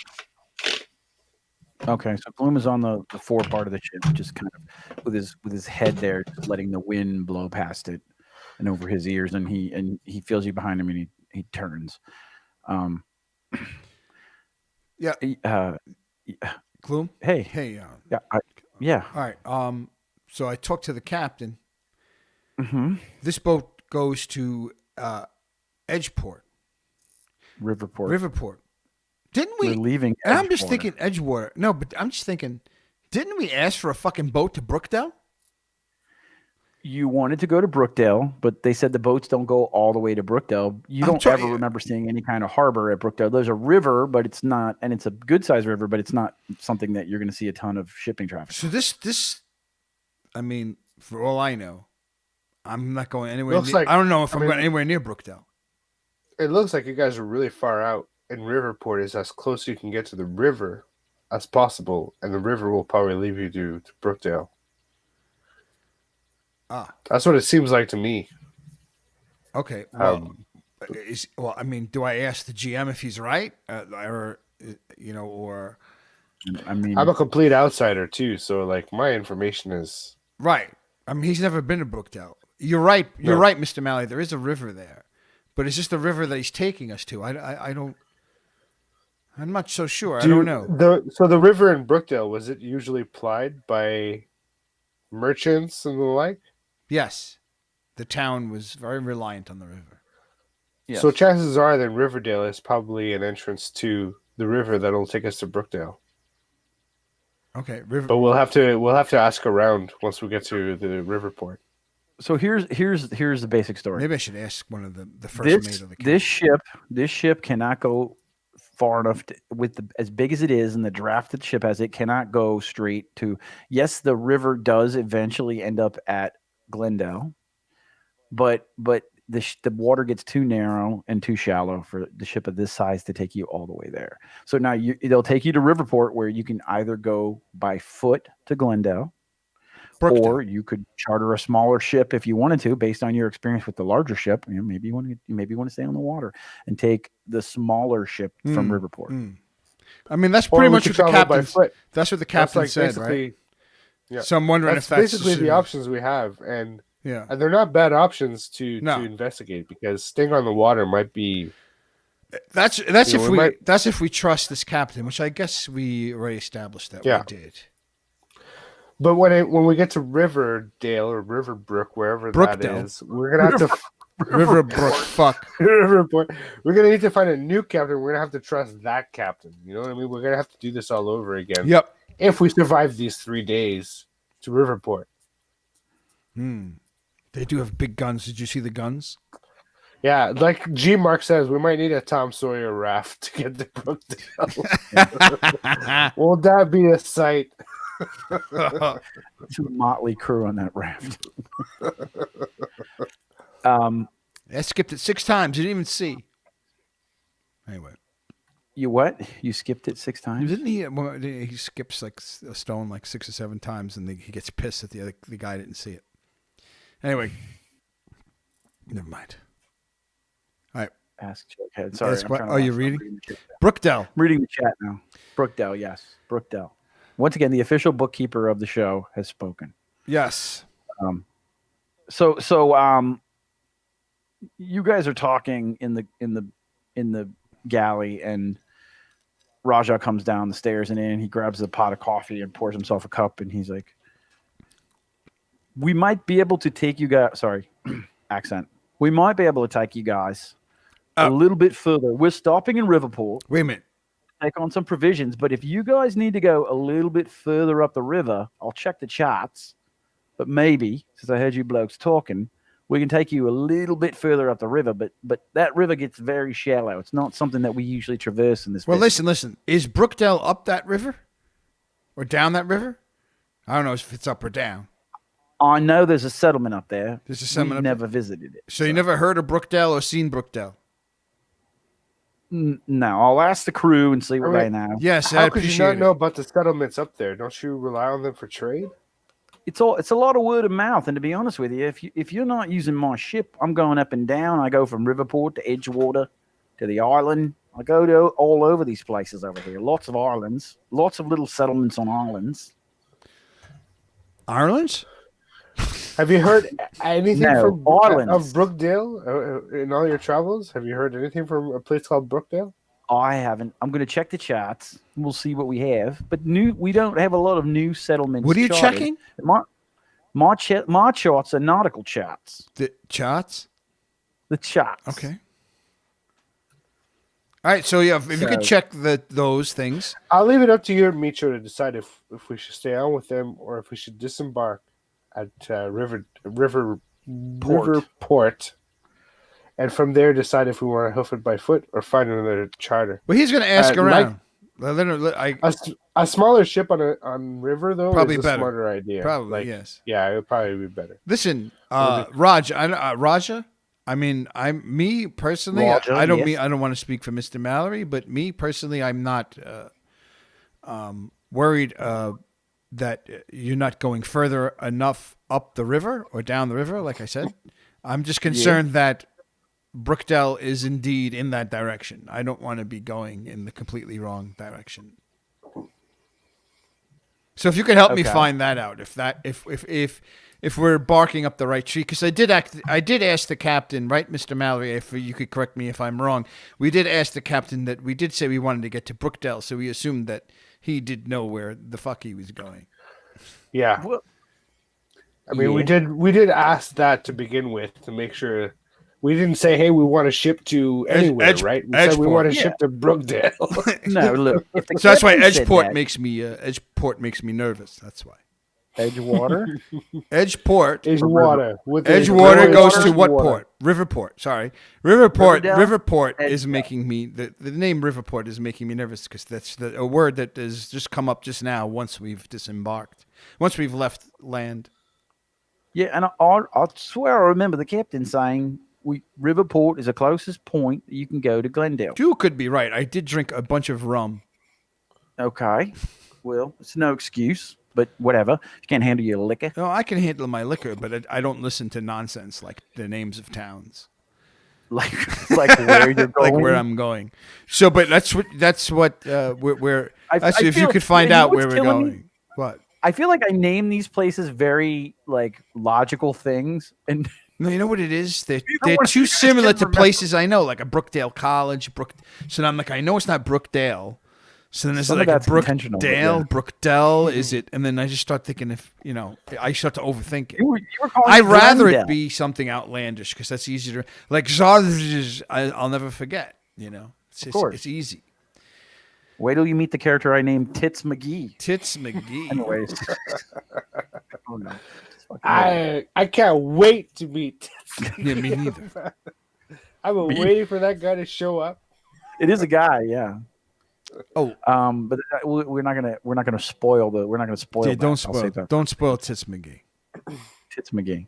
Anyways, So yeah, so if you could find out if you could just double check that for me, that'd be. I'll confirm. That'd be- I'll confirm. that'd be great. Your confusion is officially confused me. So Thank you. give me a minute. Let me sort this Let's out. just But I'm make sure. confident, based on the negotiations that my captain had with your bloke, what was his name, Mr. Mallory. I'm confident that they built a rapport. The captain doesn't just take any They charter. built a what? Charter. No, they built a something. You said. A rapport. Okay. I'm sure it'll be fine. All right. I'm Mr. sure it's Matt. fine. We're only on this ship because it was heading for a place. We're only on the ship. What do Because you we're only think on the it ship from because we're taking heading for a strange place. People nowhere. Yeah, exactly. I mean, all right, give us your money. Here's your swamp. Get the fuck off. Listen, Mark. I What don't you want to guys rob were you. looking for? Get the. I just wanted to take you someplace and leave you here. Listen, I don't want to steal anything. no, from you. I I'm see- just going to leave you where you don't want to be. We could always just mutiny and take over the ship, right? If Right. that happens. Yeah, but listen, Mark. I'm not overthinking it. I just trust nobody. I trust. To the point that he almost charged the pilot I trust. house. I Mark. did. He was I- seriously- I made sure- Egg in this arm. I He's made like, sure I was "Bite him, armed. bite him." I made sure I was armed before I knocked on the door. Yeah, Mark is the guy in the corner going, "You hear what that motherfucker said about your mom?" I wouldn't take that shit from him. I mean, I don't give a fuck if it is his ship. That dude's Just think got of all to the stuff we could get into if we had our own ship. Listen, I have power attack and cleave, and I want to use it.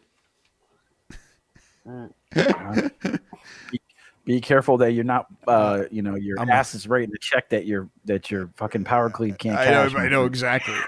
I only got 26. I'm a fucking. No, There we you're go. gonna put your foot in it, and it's gonna get ugly. Yep. so No, but so anyways- yeah, I want to just make sure that that's where we're headed. Okay, so to clear up the confusion, no, this is the closest. So Roger comes back. He's like, I talked to everybody. I've heard some guys. They said that Brookdale is down the road, a few days journey from Riverport. Shit. Okay. And we can get you if you want. We can take you. Are there and other cut other some of other that time and boats? get a little bit further down the river if you want. Let's do it. I spoke with the captain. He said we can get you as far as we can take you, and then we'll put you ashore in a place where we'll cut maybe some time off of that. Is Riverport another town? Like, is another trading post or of some kind? I would say it's more like an outpost. It's a jumping off point, so it's not even really manned in the evening time. It's a place where ships can pull in, pick people up, drop things off. We offload things. There's very minimal 'Cause refueling capabilities. I'm wondering That's if a smaller boat could get us further, so we spend less time on the land. It seems safer out here, unless I'm wrong. You do have those big guns. Well, we're a big boat. Hmm. We're a ship, actually, not a boat. Let's see what it looks like once we get to Yes, Riverport. that's a good idea. Okay. So he goes, but we're square, right? Everything's square. We're good. Yes, You're happy. yeah. You're content. You're not gonna come up to the pilot house like suspiciously or anything, right? We're not going to leave any terrible reviews for you on Yelp. No, yes. Well, don't rate. I made the porridge. Did you eat the porridge? Is that what it was? It was porridge. Yeah. Well, I mean, been here for a while. It was good, but, though. But I made the porridge myself every morning for my mates and my men. Well, I enjoyed it. But I just wanted to say, yeah. I mean, I would say take us to towards Riverport, and I like to. I mean, if I could get a smaller boat, I can get further. It's an option, but I don't know. I've never been to Riverport, so. Yeah, I mean, it really bases the time, right? I mean, if there's another ship there, but like I said, it's not like a town. It's really like an outpost. All right. Very small. So you might not hit anybody there, but let's give it a shot. If you mates want us to take you further along, yes, we're happy to do it. Yeah. Captain's happy to do it. All right. If we decide to let us take us further along, like you're saying, are you going to ask for more money or? No, I mean we're talking about maybe half a day, maybe further. So what are you doing for us putting you out like that? I mean, you have a schedule to keep, I'm sure. Why would you? But you know what? The captain really has taken a liking to you, and he's willing to do this. He is. I mean, if you Why? remember, you made quite a good diplomacy roll. I'm pretty sure it was a 20. It was. Yeah. Well, so basically, he tells you the captain's really taking a liking to you. He's willing to go out of his way, and it's if you not can just take us as close.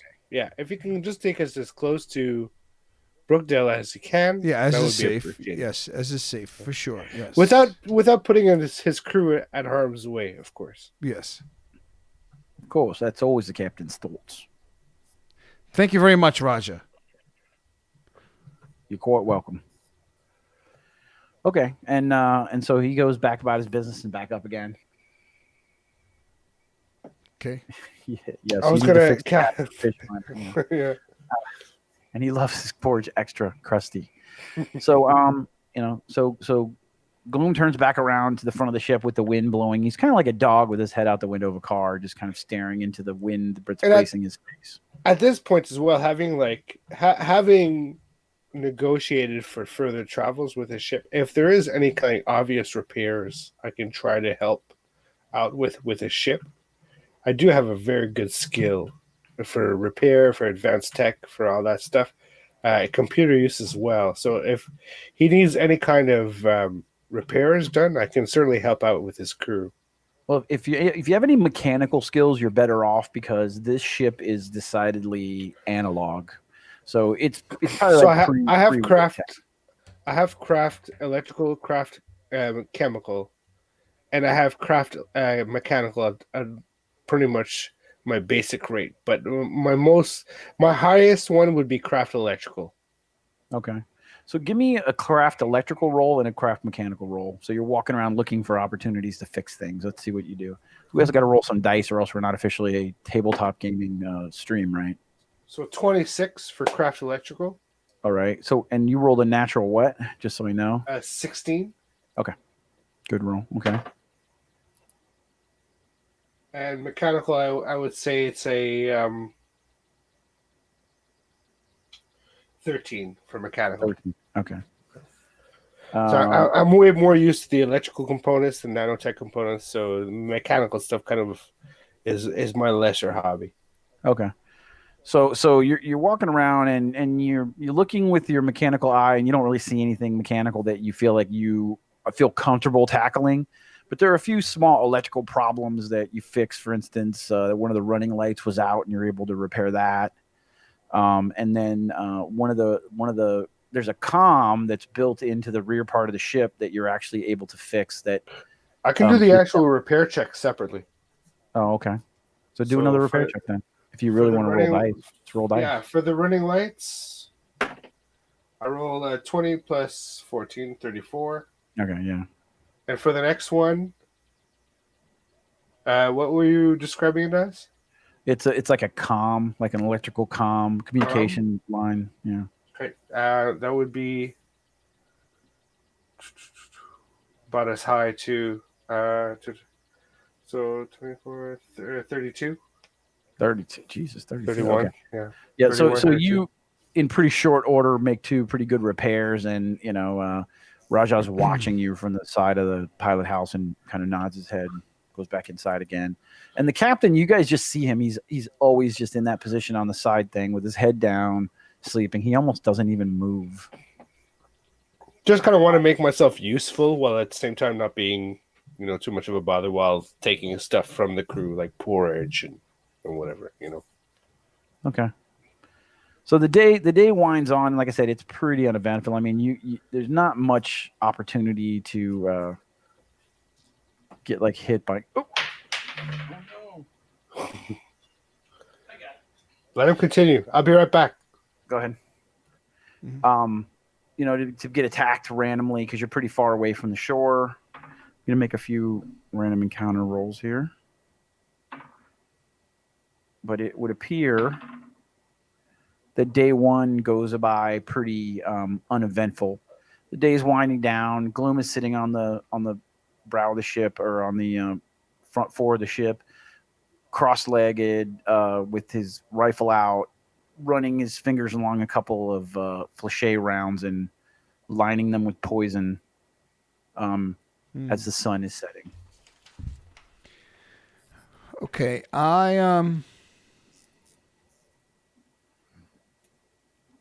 Oh, by the way, Nick, did I tell you the damage on the Durasteel knife? No, I'm looking at it now. I was looking at my weapons to see what... It's 1d4 plus 1. Okay. So you'd be 1d4 plus 1 plus whatever your strength bonus is. And the other piece is our... Hold on, I put it here.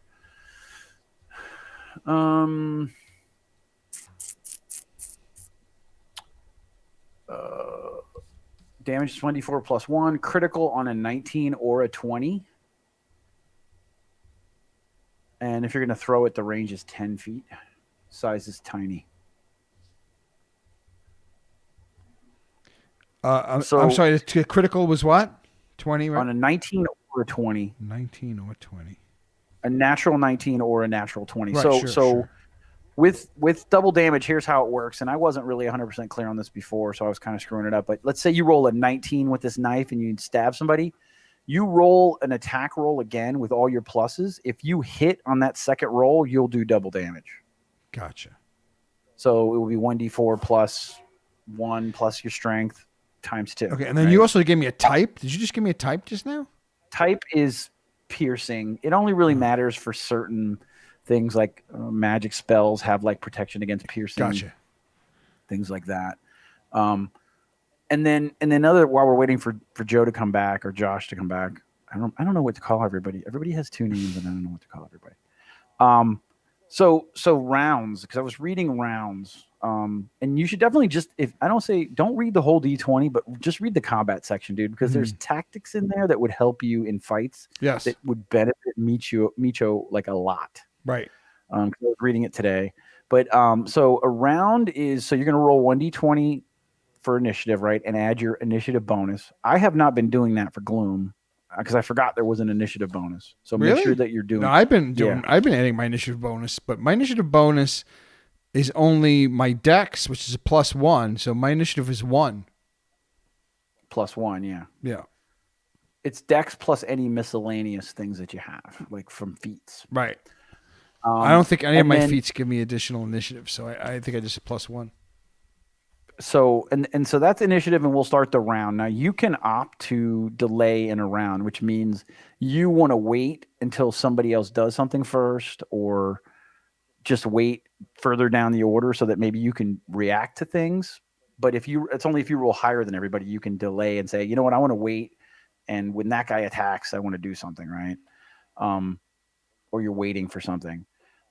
When your round comes around, you could, like, I think Josh was pointing out, there are certain things that you can do. You can move twice in a round. Like a round of combat is 6 seconds. Right. You can move twice in a round. You can move and attack in a round. or you could do a full round action. Like certain things are full round action. So pulling out your weapon and attacking could be the movement, and the attacking is the attack, right? And that's your whole round of combat. Or you can move 2 times. Isn't there also essentially a small move after? Isn't there like a minor the move? Small move is just built in. There's no small move after. It's just you can do something simple that's not super. I wouldn't even do it to the point of like I think Josh said 7 words or whatever, but I would keep it to a simple sentence. 6 seconds is a long time, you know? Right. So keep it to something simple, a simple action. But like if you were on the ground, getting up could be your movement, and you could literally put something away and attack. Like that's what the book was saying. So, right. But just key to know that's pretty much how it works. So you can move twice. You can move twice as much as you normally would move in combat if you wanted to. What's happening? We got attacked by 42 ultravores. No. That's a lot. Uh-oh. What the fuck is that? That's one of our Amber Alert. It's because my wife blew out. Sounds like a house alarm. It's my house alarm. Yeah, I'm trying to fix it. My wife blew out the candle and it set off the. At least you know it works. Yeah. Whoa. Christ. Hold on. All right, wait. I'm gonna have to. Let me cut that. Go for it. This is the perfect I muted Gamma that. World. I muted This is it. the Gamma World break we were looking for. So far, our GM has left for a flood and a fire. Yeah. We just see flames start coming up from his video screen. That's when we start panicking. Oh my gosh. This is some fucking boat ride, man. Yeah, I'm hoping they drop us off somewhere that's going to be at least recognizable to you guys, so you'll be able to figure out from there pretty easily where you want to go. I doubt it, Mr. Mallory. I think we're going to get dropped and be fucked. That's right. But it does seem like we might. Well, I mean, be a slog all the way there too. Yeah. Well, did you guys really get attacked? No. Okay, you were just asking a weapons question. Wait, hang on a second. Oops, shit. Wait. Okay. All right, now your audio is back. I had to mute you. Okay. No, I don't know how we got into the 6-second damage thing. I don't know how that conversation came up. To be honest, I was just talking through it because I think we discussed it, and I wanted to just. Okay, cool. I was just making sure you guys were just discussing. We did not get attacked. No.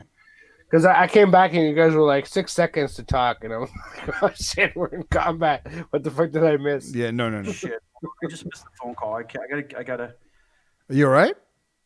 Well, they're gonna send the fire trucks if we don't stop this, and hopefully my wife answers the next call.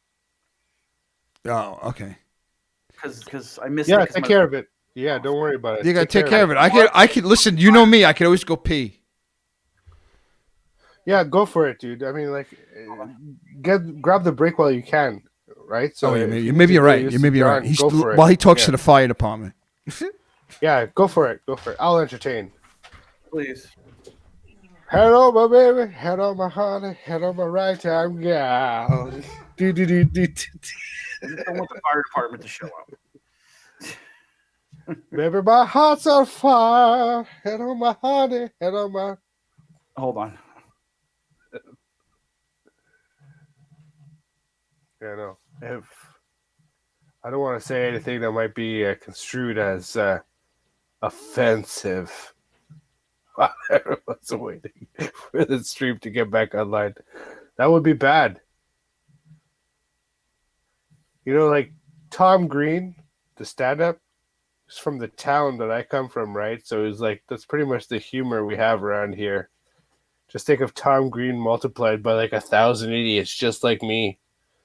Yeah, that's Ottawa.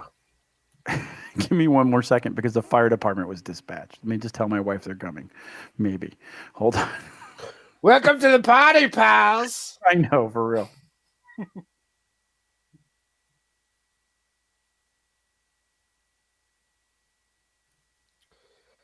He's on the second floor now checking bodies through the glass pane windows onto the awaiting police cars down below. As you would when the Nakatomi Plaza is being taken over.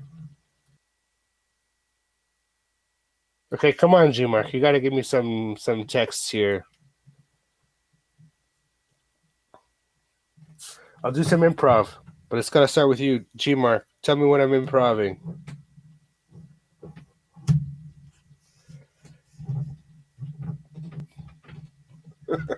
I feel like Garf in Wayne's World 2. Hello. We fair change.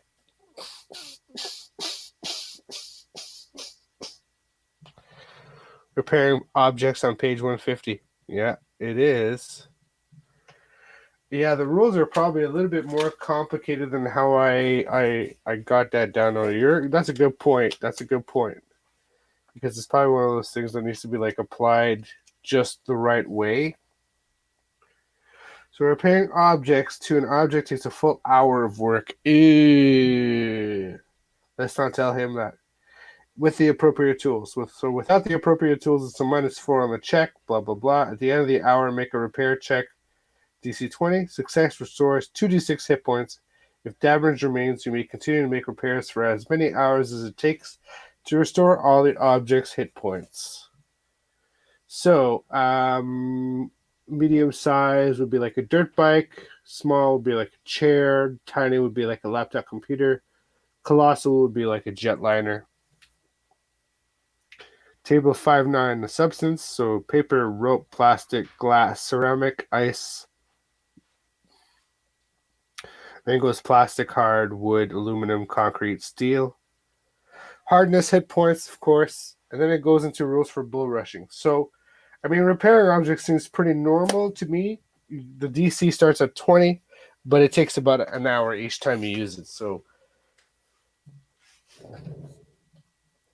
that's at least something that the DM needs to be aware of.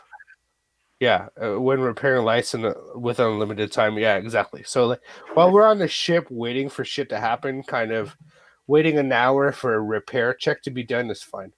We were just take a 10 or a 20 too on that.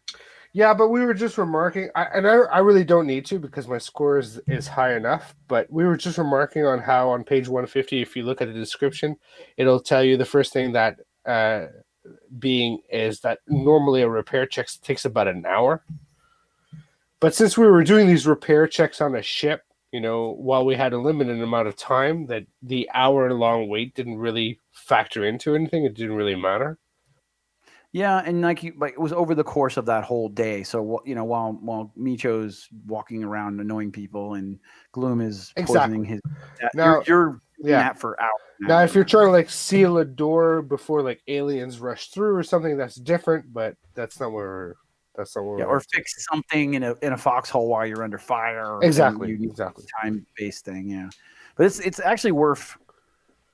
I mean, taking 10s and 20s are pretty useful things that you can do when you have the time.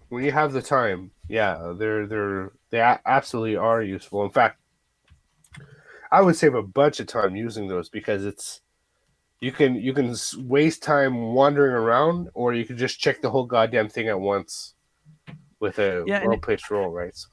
It also is an argument that I think that Nick had about some of these skill checks would be you're supposed to be skilled, and if you took your time under the optimal conditions, you should be able to succeed. Yeah. There's no way to not succeed. Exactly. Yeah. Sorry, guys. I made it halfway down and realized I could use the water, so I had to go back up. Did I miss it? Did I miss anything? No, we were just filling time, and I think that we caught the fire department before they were dispatched. Okay, that's good. So a flood. So far 2 shows of 2021, and we had a blackout, a flood, and a fire. Yep. I was upstairs going to the bathroom thinking how doomed we are when we think things are technically going well. Then literally natural fucking disasters rear their head. Quarantine too. Yeah, I forgot to mention. Me and my kids were in quarantine for 15 days now. Really? So why 15? We not only have the lockdowns, but now we're in quarantine because my kid, my daughter got sent home with all of her kindergarten because she came into contact with someone. So her whole kindergarten got sent home, and now we're in quarantine for 15 days. What do they do? Still Do they is- send you like food and stuff? Like, what do they do? No, we have to fend for ourselves, and my daughter and my wife got tested today there, so we're gonna find out probably around Monday or Tuesday to see if they caught it too.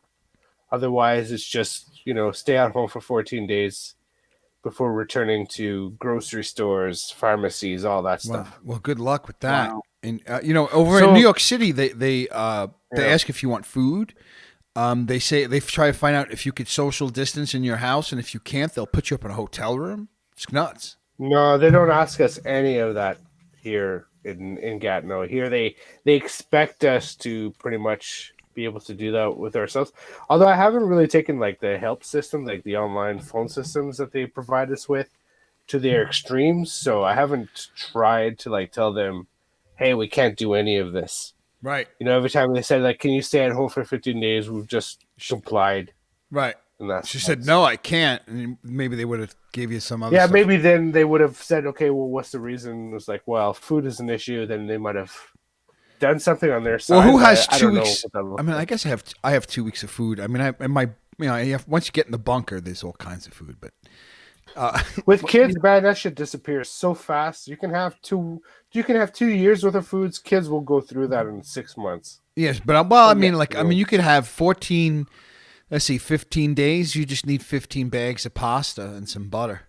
In my house, Exactly. The kids, I mean, the kids are good at that point. Yeah, you don't need much for 2 weeks. But who has Weeks, 15 like, bags of pasta unless you're planning for it? Yeah. Anyway.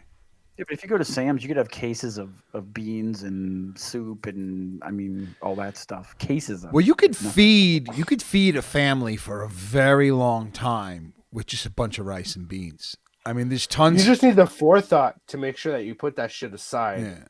Because when it's like panic time, that's the worst time to fucking start your shopping, right? It's like, exactly. figure that out now, put it aside. That way, if this shit happens, you're fucking fine. You're good to go. The funny thing, Nick, and I don't know how we haven't talked, but with the kids back in school, do you just feel like it's just a matter of time before? I don't know, man. I mean, Because I there's was a- telling that to my wife, is like, how could this happen to us? It's like, are you kidding me? We sent our kids back to school. It was just a matter of time before this fucking happened. No, because we're back not even, they're half days. We're back not even just as the first week. And they say they have clusters of cases in each of the buildings in each of the 3 schools. Yeah. So it's Including just a matter of time faculty, before it's in your class, and then your kid gets sent home for 2 weeks. Well, Lucas's teacher is teaching remotely, and he was like, "Oh, her cough is so bad." And I'm like, "When was she in?" And he was like, "All the way up till Wednesday." And I'm like, "But you're like, would you know if she were positive? But what if she got a false negative? I think you might only know if she was positive, right?" So it's like, we're not even sure if it's a positive because the person who tested positive ended up only testing positive because they were asked to take the test because they had an upcoming dentist appointment. So an upcoming dentist appointment where they needed a dental surgery forced this kid to get the test taken. The test came back positive, and now this kid has started this whole thing at the school where the whole school has to get tested. Every hall that the kid was in, the bus the kid used, everything like that has to be tested, right? Mm-hmm. And it could just be a false positive from a PCR test that was taken because the kid was about to go get dental surgery. It's random. Or you ran into one of those unicorns. They're saying that the people that are spreading it that don't even know that they're spreading it. Right? It could be that, it's Well, just, that's not much of a unicorn. That's 40%. Yeah, but it doesn't seem like you. I mean, I don't know how many of those you run into. You'd have to catch them at the right time, and like you said, for a unicorn. More like it was completely random that he was even getting tested because he wasn't showing any kind of symptoms. So you wouldn't even know that he didn't have it or had it. It just was like he took the test and boom, oh, he happens to have it. Shit. the test came back positive, and it just set off this chain of events. That's all that really matters to me at the end of the day. Is the test came back positive and it set off a chain of events. Now we all have to get tested. Now we all have to get sequestered. And it better come back with like something like, oh my God, you guys were all fucking sick and should have sequestered. Because if it comes back like everything's fine, nobody's hurt, it's like, that's great. But man, that's a lot of stuff for us to go through to be told that everyone's okay. Yeah, you'd almost rather have You had know, it, like, not gotten sick, and gotten over it than to say, okay, that's done. you have to ask yourself, like, how much damage is this causing to the amount of people that it is affecting that will never really contract it or get close to contracting it? Yeah. Like, there's kind of a philosophy out there about quarantine versus lockdown, and how there are certain countries that are still kind of dealing with it. Like, we've got to quarantine the people who are most likely to get sick and not lock down the rest of society. And Yeah. that's still like being highly debated right now. Like, there's still, every other week you'll see arguments from one side or another saying this is the way to do it or that's the way to do it. And it's just the government that you're under is going to decide to do it how they're going to decide to do it. And there's really no way to fucking argue against that, right? It's our government in Quebec has decided this is how they're going to deal with it. And so we all have to kind of play along. Well, the good thing is that at the end of the day, we'll have a good idea as to, we'll have a bunch of data to determine what the best way actually really was. Yeah, I think you're absolutely right about that. In 5 years, we're going to look back and we're going to know a lot of shit. We're going to have a shit ton of analysts who have gone through this stuff, written reports, written articles, all sorts of information is going to come out by the next 5 years worth of data that's going to be analyzed. And for sure. and stuff that may eventually save our lives, I think. Yeah, that's really going to be the big tell. Yeah, no, we're gonna have tons of analytics around this stuff, so that when we get the spotted monkey ball dripper syndrome, we'll know how to handle it better. That's it, baby. That was number 2 on the list, or number 4? The Bell's palsy being caused by the actual vaccine. Like, shit. Can you imagine? I've had Bell's palsy, as everyone else knows. We started watching this show when you were still afflicted with Bell's palsy. Yeah, that was some fun shit. Could you imagine getting it again because you got vaccinated? It's like, motherfucker. Now that you said it, Josh, it's in the universe, and there's just a very high probability. Oh, yeah. Generally, what gets said on the show happens. So yeah, because everything that you getting sick was precipitated by us fucking around with that stupid. Exactly. Hey, let's roll a random disease. Right, and what you rolled is exactly what I got. Yes. Well, so this whole thing is your fault. Yeah, I know. Yep. Sorry. All right, so sorry. I'm also sitting here stalling to wait to see if the fire truck is rolling up, and like she said, I think I'm going to catch him. And I'm like, if these firemen are drug out of bed on a Friday night, 11:45, and they have to drive all the way out here. I'm sorry, guys. Sorry. I could, if you want me to light a tree on fire, give you something to do. All right. So where are we? Where am I? We're on the boat. A day passed. Mr. Mallory's been wandering around the boat. Time out. So you said the first day was uneventful. So I slept again. That's another 5 points HP, right? Whoa. It was the end of the day, but yeah, just saying, it's the end of the first day. Oh, I didn't go to sleep. We didn't go to sleep. Not yet. He's been fixing stuff. Oh, Mallory's fixing shit. That's right. Yeah. Glume has been dozing on the top deck, poisoning his needles, cleaning his gun, packing his stuff out, sharpening his knives. I put a headband on and tie it up in the sunset. I don't know. Okay, he puts a headband on in the sunset. Okay, and then, everyone's cleaning their weapons. I'm gonna do the I'm gonna go to stand in front of the boat with the sun in front of me and I go like this. Okay. Find a piece of cloth and roll it up and tie yourself a headband. Tie a headband to keep your flowing locks off of your chiseled face. And my mom's pendant on my neck. I'm going to tie it around my. I'm like kidding. I don't think she gave me a pendant. Did she? I don't think there was a pendant. No, shit. I was sitting there. Next time we got to put a pendant. We got to put a pendant in next time so I could tie it around my neck. Next time I'll put a pendant in this show somehow. And that's the end of the first day. Is there anything in particular you're going to do, or are you happy just to progress to the next? I'm happy. I'd like to just go to hell to bed. Okay. So Meecho is just overall bored. There's just not enough. At this point, too, we're just trying to make it to our destination now by not getting into not stepping on into anyone's toes or anything like that. And we just want to be of helpful nature wherever we can be, so that they don't think of us as enemies, but more like comrades. 31. Shit. Hold on. I think. Oh shit! Someone's ringing Hold your on. bell. Sorry. That's the firefighters. He's got firefighters on his door.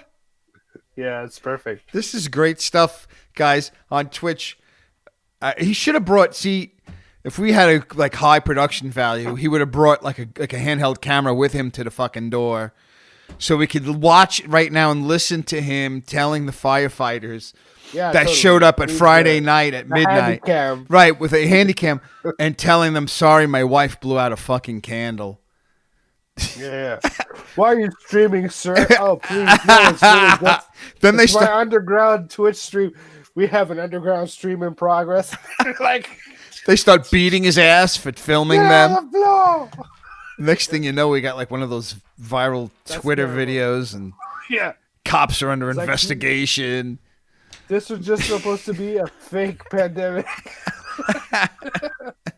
We were playing a I'm game. dying to know what he's saying right now. You know, we need. This is the stuff we need. Yeah, this will make great footage. G-Mark, what do you think? I hear he's back. He's back. Let's just see what he said. So we were saying you should have brought like a camera with you so we could have watched you explain to them. What'd you say? My wife was already talking to them. There's 2 fucking fire trucks out there. Did they come down? Did they wake up the neighborhood too? Like with? They didn't have the sirens on, but they came anyways to make sure. Did you tell him that you're broadcasting your end of the world podcast with your buddies but right now? It feels like it's the end of the world between the fucking floods and the fucking. Dude, it's the biggest goddamn fire truck. It's like a ladder. Like they brought the ladder. They're gonna rescue you from the 12th floor. Are It's your like kids? a 5 alarmer. They sent like from 3 firehouses. They 10 engines? 3 firehouses to come put my candle out. Are your kids still in bed right now, or are they watching the fireworks outside? I'm not sure. Well, that's what I heard. All this thumping around, and it was my wife coming all the way downstairs because the firefighters were out on our porch in all their gear. God, that's great stuff, man. I don't even know how Listen- are we even doing this as a podcast. This is the most disjointed fucking show. I yet. mean, the last time I had a Welcome to Gamma blackout. World, folks. Dead center. I had a blackout. And now you're dealing with a flood and fires and firemen at the door. And there's a plague of locusts Yeah. coming. That's next. all we're missing. Yeah, it's gonna start We're raining missing the plague of frogs. locusts. And then right before we're gonna turn the podcast off tonight, we're gonna hear all the missiles just firing off at the same time. Josh, you're making fun, but you got to remember who's still got their finger on the button over here. Yeah, I know. I'm well aware of that fact.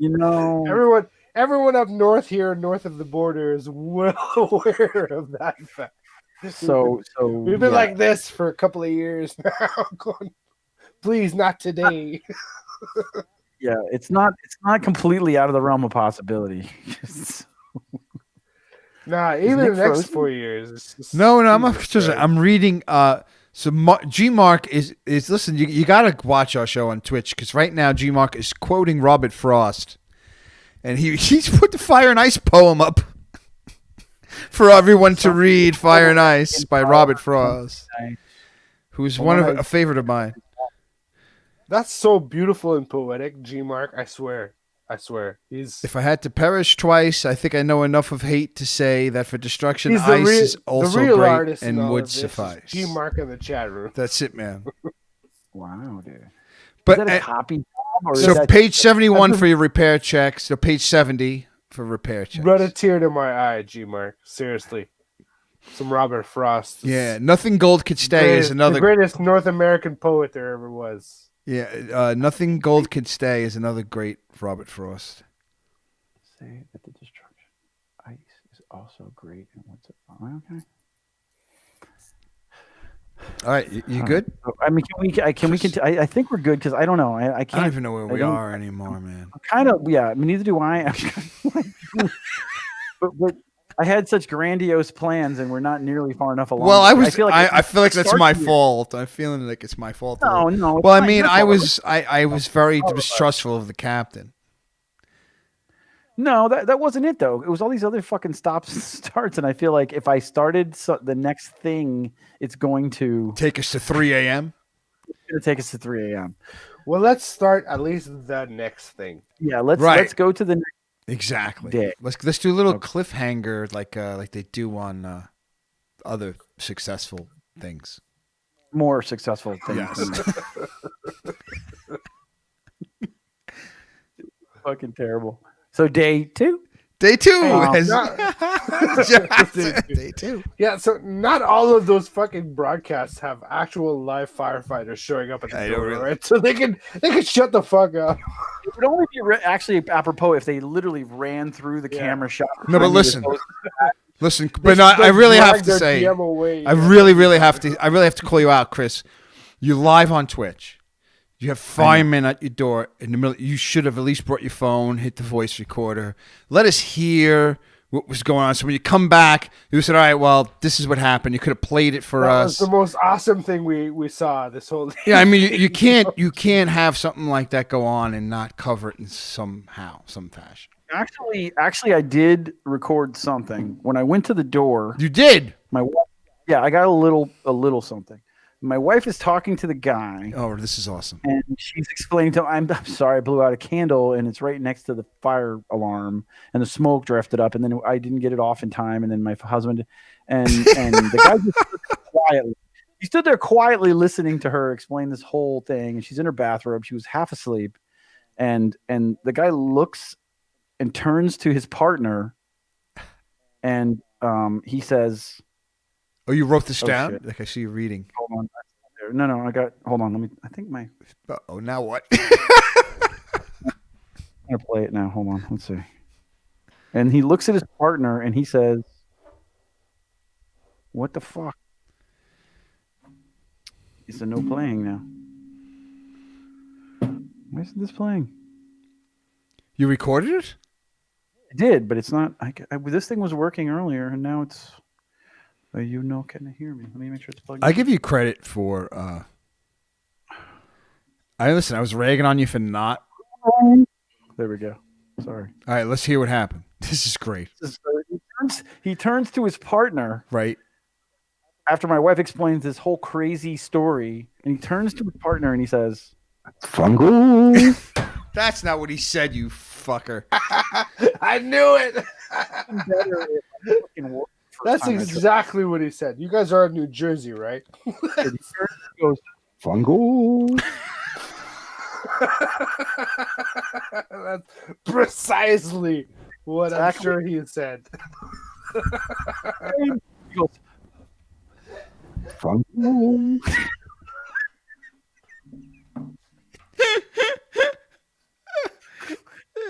The later in the night it gets, the funnier that is. It's funny, dude. We gotta listen to it till it's not funny, and then you listen to it. Then like 2 more times. Oh my god! All right.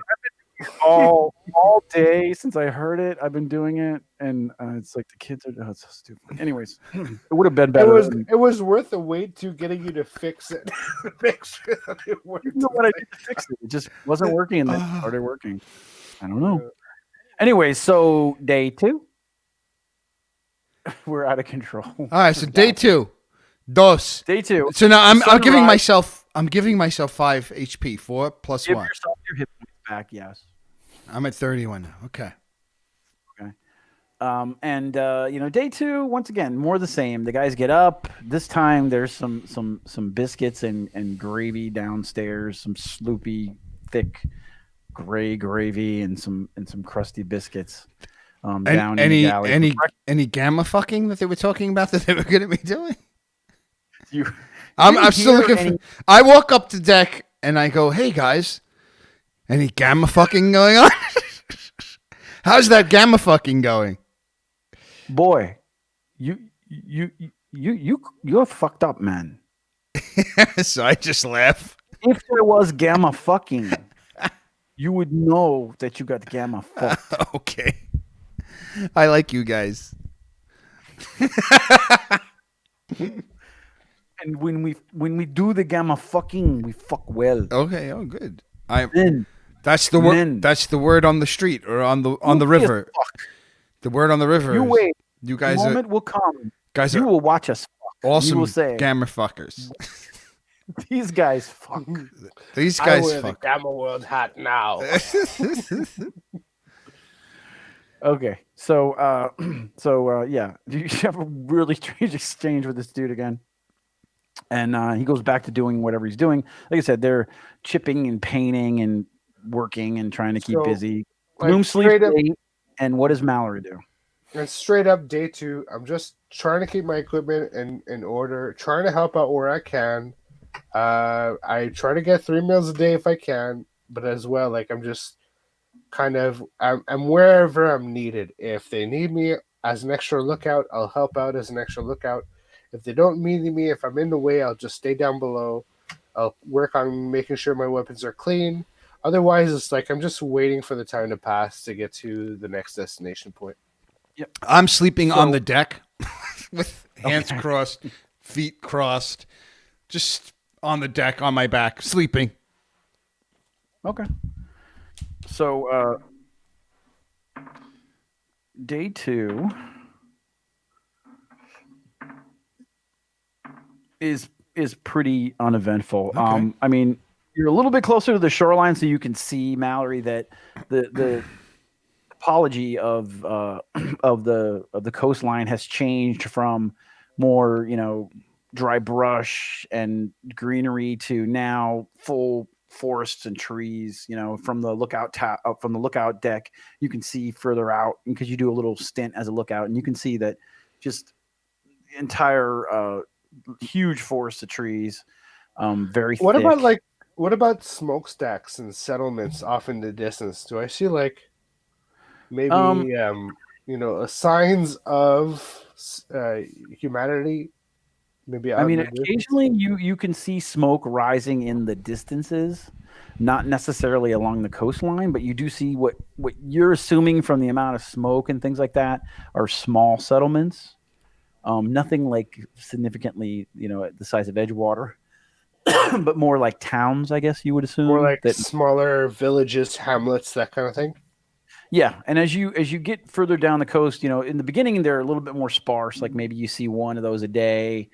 Towards the end of the day, you started to see, and maybe you saw a second one today. Now you see just through the morning period, maybe two of these that could potentially be some kind of settlement nearby. It's almost like the idea that you're getting into a little bit more of a civilized, more developed area.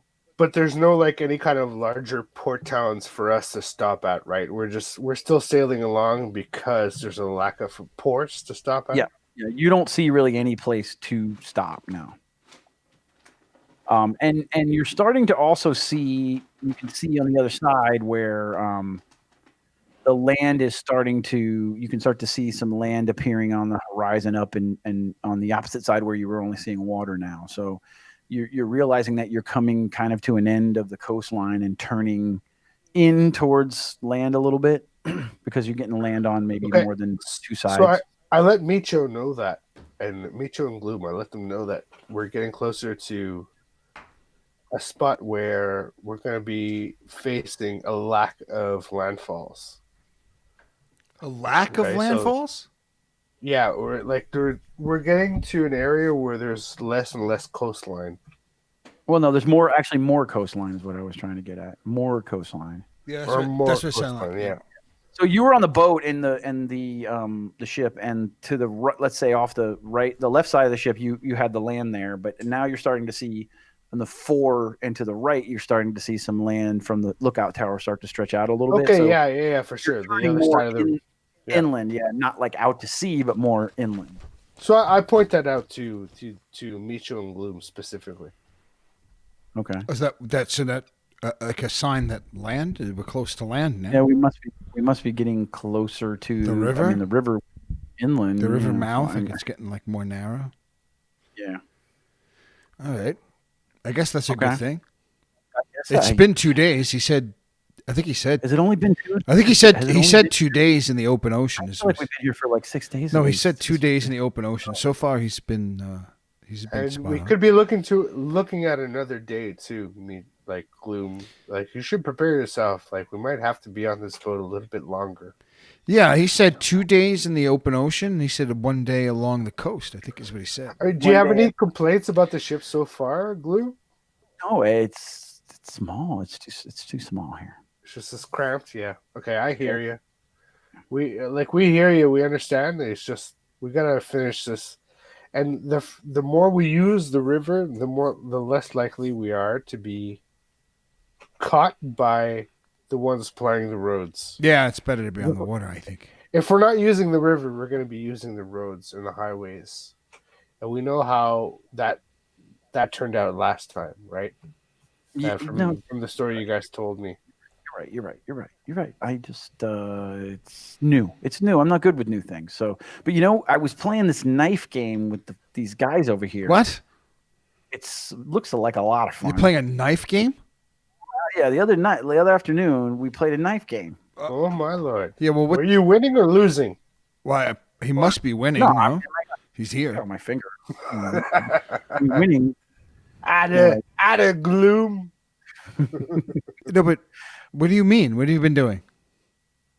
You take the knife and you go like this between your fingers. It's I think the guy called it mumbly peg, or I don't know.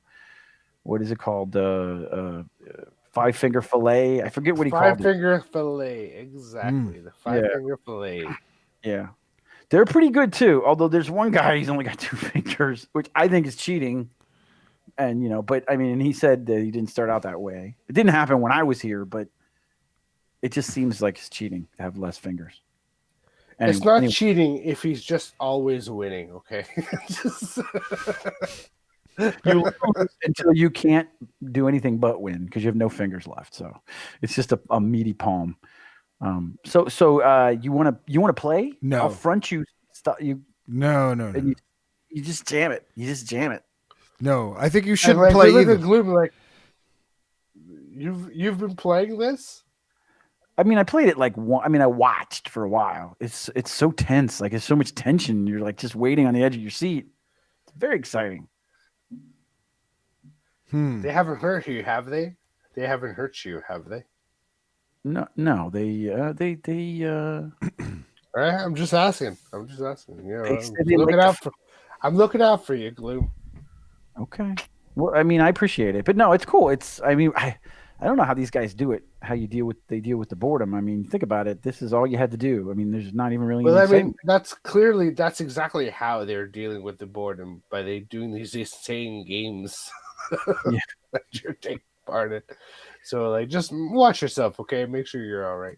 And that's, yeah. No, I'm good. By the way, guys, there's a dude on the back of the boat who's playing a game called What's in Uncle Willie's Pocket. You shouldn't play that game. Okay. I don't know what was in his pocket, but I feel like I didn't win and he did, and it was something wet and wrinkled. So I don't know what it was. First, I thought it was an elephant's ear. Were you wearing your glove? Yeah, of course I was wearing my glove. Oh. I have poison armpits, remember? That sounds like your kind of game. So say you might have killed him. Can you take poison in via the scrotum? Oh, sure. Probably even more rapidly than anywhere else, I would imagine. I don't know what it was. It felt like a bat's wing. That's all I know. Yeah. But anyway. Gosh. That can't be good. I was playing Kids Against Maturity the other day, and that's one of the cards is bat's wing. And I had to explain to my wife what a bat wing was, and I also had to explain to my kids what a moose knuckle was. That's it. See, now I got that. Wait a minute. Now, can we hear how you moose knuckle to your 11 and your 7-year-old, please? Go. What? How did you explain moose knuckle to your 11 and your 7? Because I explained how the only right answer is badly. Yeah. How else could you? I'm going to tell you that I had to tell my kids what fungal means. I had to explain to them what that means, which I did in a very PC way. Now, explain moose knuckle to us. No, I'm the 7-year-old. Please. And Josh is the 11-year-old. Obviously, I'm the 7-year-old because I'm very immature tonight. Well, I just said, if you're wearing pants that are too tight, and we could see the outline of your penis, I said it looks like a moose knuckle, the knuckle of a moose. And they both started dying laughing for like 5 minutes. But isn't moose knuckle like camel lips? Isn't that the same thing? No. For a woman, it's camel toe. Camel toe. For a woman, it's camel toe. Jesus. For men, it's moose knuckle. See, Joe's from Canada. He knows about the moose. You know about the camel I know toe, about the camel moose. lip? I know about the caribou. I know about all of that. Joe's seen plenty of moose knuckles. In Canada, do It they doesn't mean call I it, condone that kind of behavior. do they call it a caribou hoof in We call it the caribou hoof. Yes, you're right. the caribou hoof? It's not a Or- toe here. It's a fact of life. So that's just a word of caution for that card game. Kids against maturity. Kids my ass. You're gonna be having some funny, really though. long, painful conversations.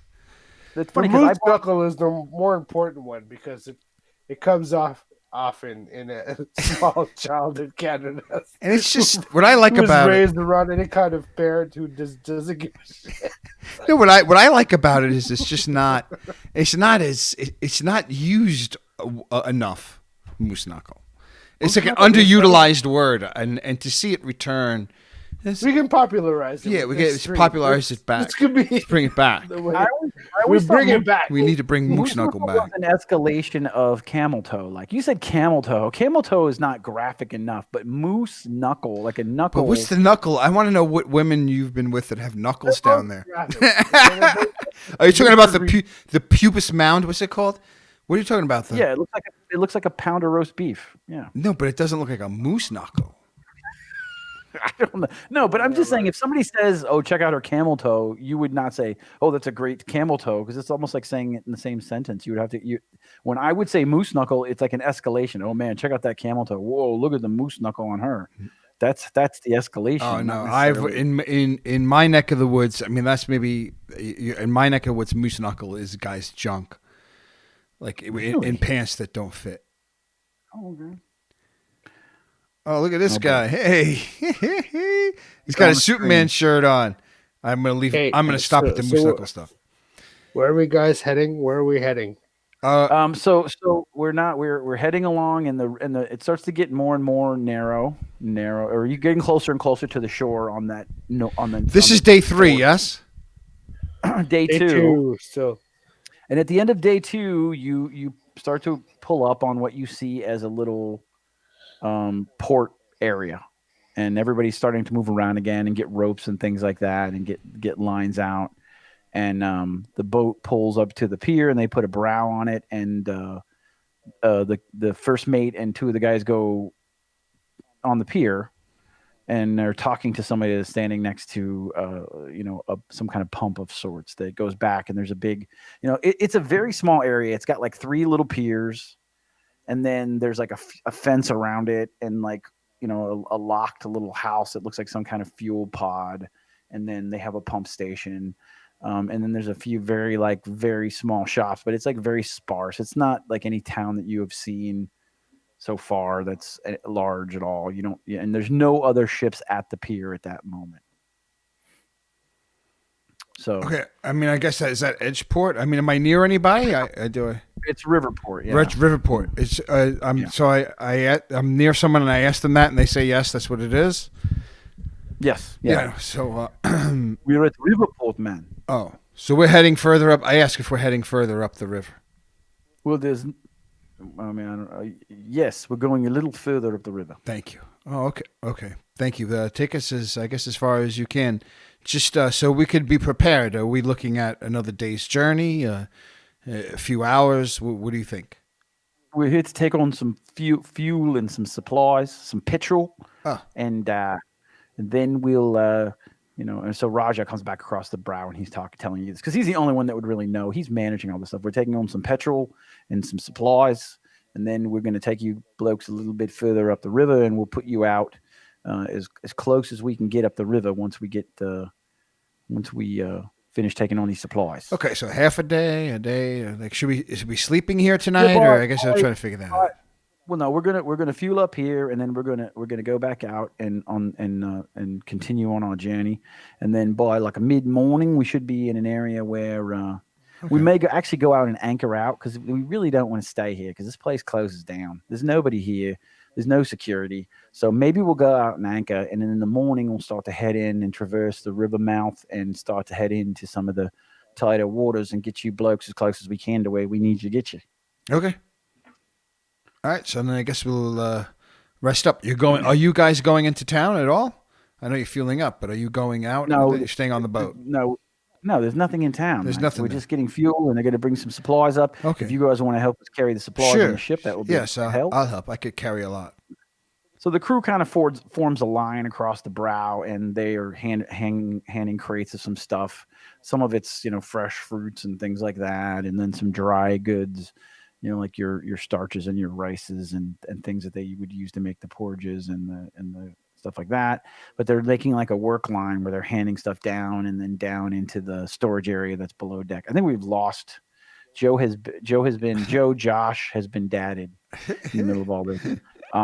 But you guys help them bring some supplies on, and they refuel, and then they're pretty much ready to push off again within maybe an hour or two. Okay. And you guys push off from the pier and chug out, off the shore a pretty good decent amount, and then you hear the crew moving around, and they drop anchor and settle down for the night. And when they do that, one of the guys comes up from downstairs with 3 big jugs of some kind of brown liquor and puts it in the middle of the thing. And the guys sit down, they start smoking and laughing and playing dice games and cards on the main deck. And they seem pretty content at anchor. They're not working. But the thing that you notice about the crew is they jump to attention when they're underway and they're doing their thing. But now that they're kind of stopped, they don't really have anything to do. So they get to unwind a little bit. And they're sitting around smoking and drinking from these jugs. Okay. Let's see.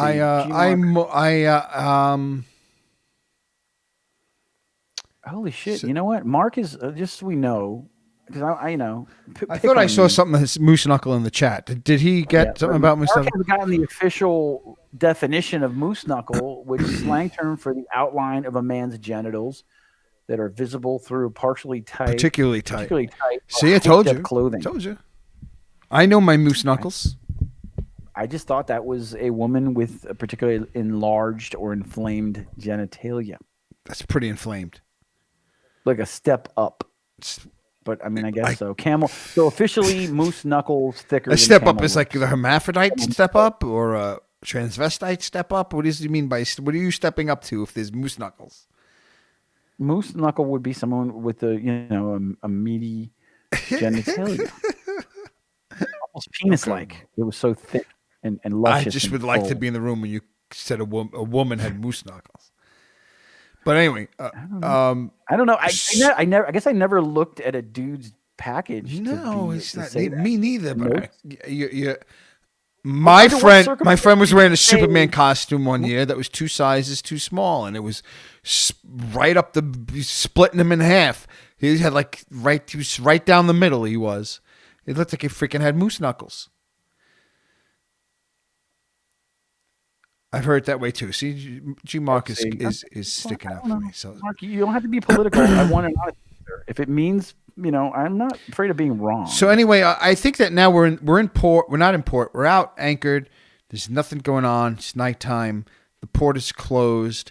We're fueled up and ready to go in the morning. The crew is just resting here at Riverport. And anchored off of Riverport. Anchored off Riverport. Yep. And I'm standing. Where am I? Because I was helping loading stuff.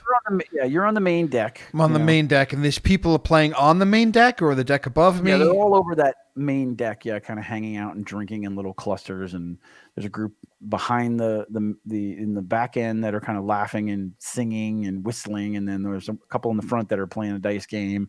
And then there's some just in the middle, just bullshitting and smoking.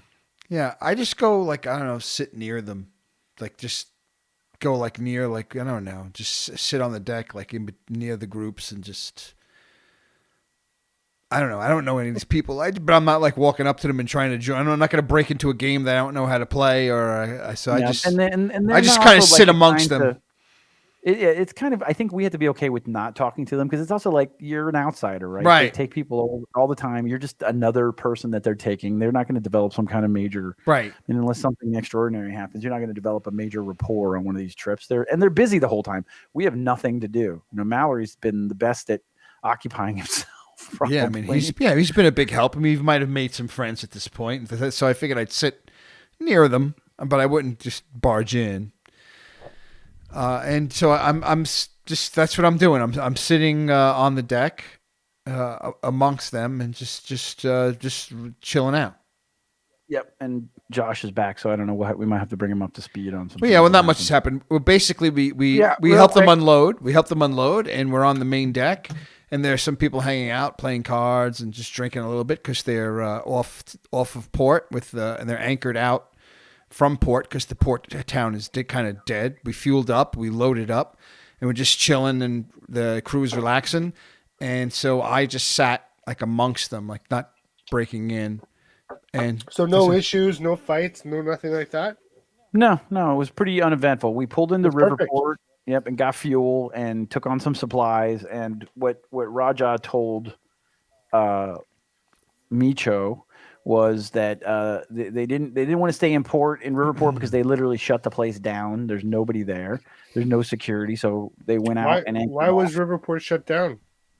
Because Riverport is only like a little outpost. It's like a fuel port, really. It's not like a formal settlement. Okay. It's more like a place where you come and you fuel and you maybe take some stuff on. That settlement's a little bit more inland, but it's not like they don't stay by the river, right? It's just there's like 3 piers there. It's really small. Do they have protocols for when they come and discover that this port's closed? Yeah, I mean you can moor at the port and stay there overnight, but there's no infrastructure during the night.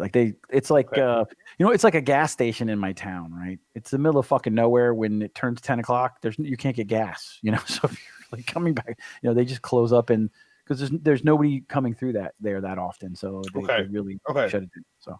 So what Roger said was they'll go off and anchor for the night, in the morning start to work their way down the river because that's a little bit trickier to traverse, and they want to do it when it's daytime. Okay. Let's do it.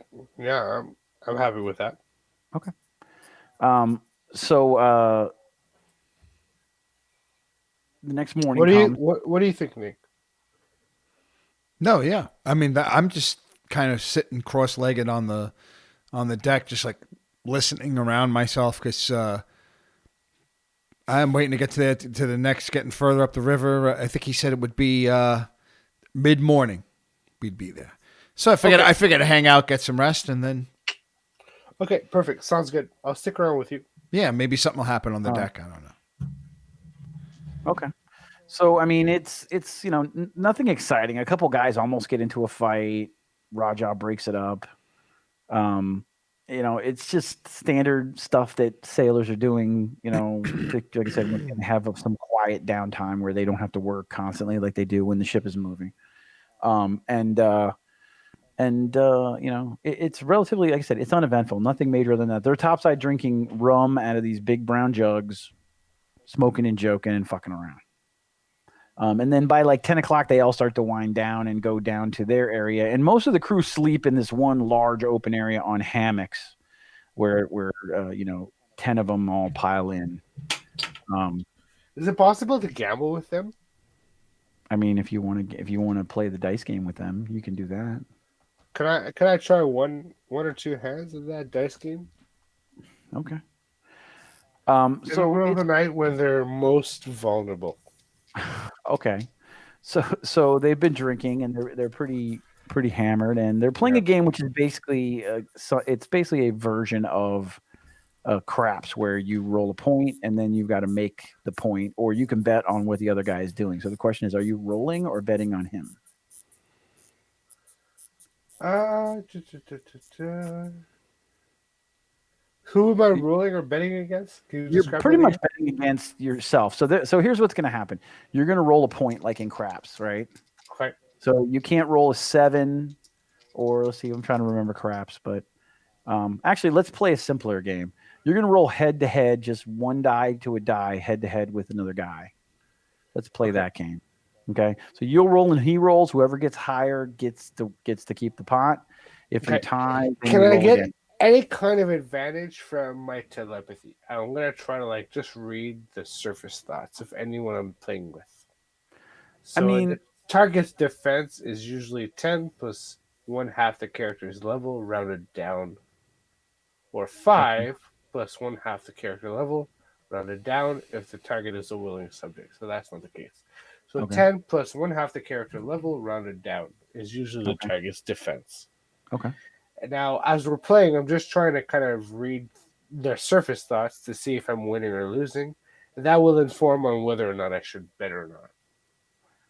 Okay, but you're literally rolling a die. Like, so if you were playing cards, I think that would be useful. But since it's just dice, it's almost completely random. No way to do this with with dice. Okay. Yeah. All So right. it's completely random. So if you were doing cards, yes, you would maybe could try to do something like that to get insight into what they had, especially if they were bluffing or something like that. Yeah, but that's not the key. With the dice, it's like roulette. It's completely random. There's almost no So skill to it. what should I be rolling? I'll try a couple of times. You're going to roll D6, 1d6 head to head with them. Okay. All right. I'm rolling a. So they go 1, 2, 3, and you roll at the same time. We need a dice You king. roll- A 6. Okay, he rolled a 4, so you won the first hand. You Okay. won the first round. Roll again. It's best of 3. Yeah, go. Ooh, rolled a 2. He also rolled a 2, so roll again. Rolled a 3. 4. Okay, so you win the second time. That's 2 out of 3. That's 2 out of 3. Yeah, so you won. So he gives you the pot. Okay, good. What was the pot? It was an old broken iPad. So I'll bow from there. Like, seeing that there's no way for me to get kind of an advantage on the game, I just kind of say, "All right, good night, gentlemen." I take my crusty old iPad and I walk away. And Okay. I call it a night. All right, so you go downstairs and you cram it in your bag and you go down. You go down to the room where Another fucking iPad. Jesus Christ. Mr. Mallory, How you many like of these you like guys? those things, don't you? So he's an Apple guy. What can I say? So you go downstairs. Glume is already in bed asleep, which is pretty much what he's doing 90% of the time. Meecho, what are you doing as the sun is going down and people are starting to go to bed and turn in for the Yeah, I night? know. Are you already in bed? Yeah, I'm gonna climb into bed and rest up for. I grab my bunk too, and that's it. Okay.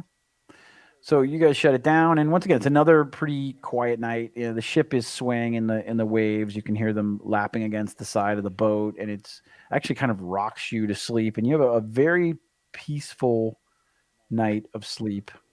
And you're woken in the morning by the sound of feet on the top deck again. The guys are up at the crack of dawn, moving around, and you can hear them starting to get everything ready to get the ship started again. You can hear the engines starting to come up. They run a very small generator for a handful of lights, and they use gas to cook, propane tanks to cook in the galley. But it's not, a super, like I said, high tech ship. I would say it's more analog than digital. Mark says he wants a Surface Pro, but he only ever finds Apple products. So in a van down by the river. Okay, so the ship starts to spin up, and they pull up anchor, and you can see them and moving a lot more slowly and deliberately, turning inland and into where you can see the mouth of the river. And as they do that, you can see that the covers come off the guns, and there's always one of those guys next to one of the guns, either on the fore or on the aft part of the ship, and they are scanning the coastline as they get closer and closer to. I kind of, yeah, opening and of the river. I kind of keep my equipment in tip-top shape too at the same time, knowing that they're kind of keeping themselves armed. I'm doing the same. Okay, and Glume kind of perks up too, and he goes up to a higher vantage point where the highest lookout is, and kind of buddies up with him. So he's up there with his rifle. And everybody seems to be much more focused and honed in on the fact that you can just tell that now it's a lot less of a jovial mood. Things are getting kind of serious. And it's starting to warm up to become a particularly hot day. I pull out my binoculars Okay. and I scan the coastline.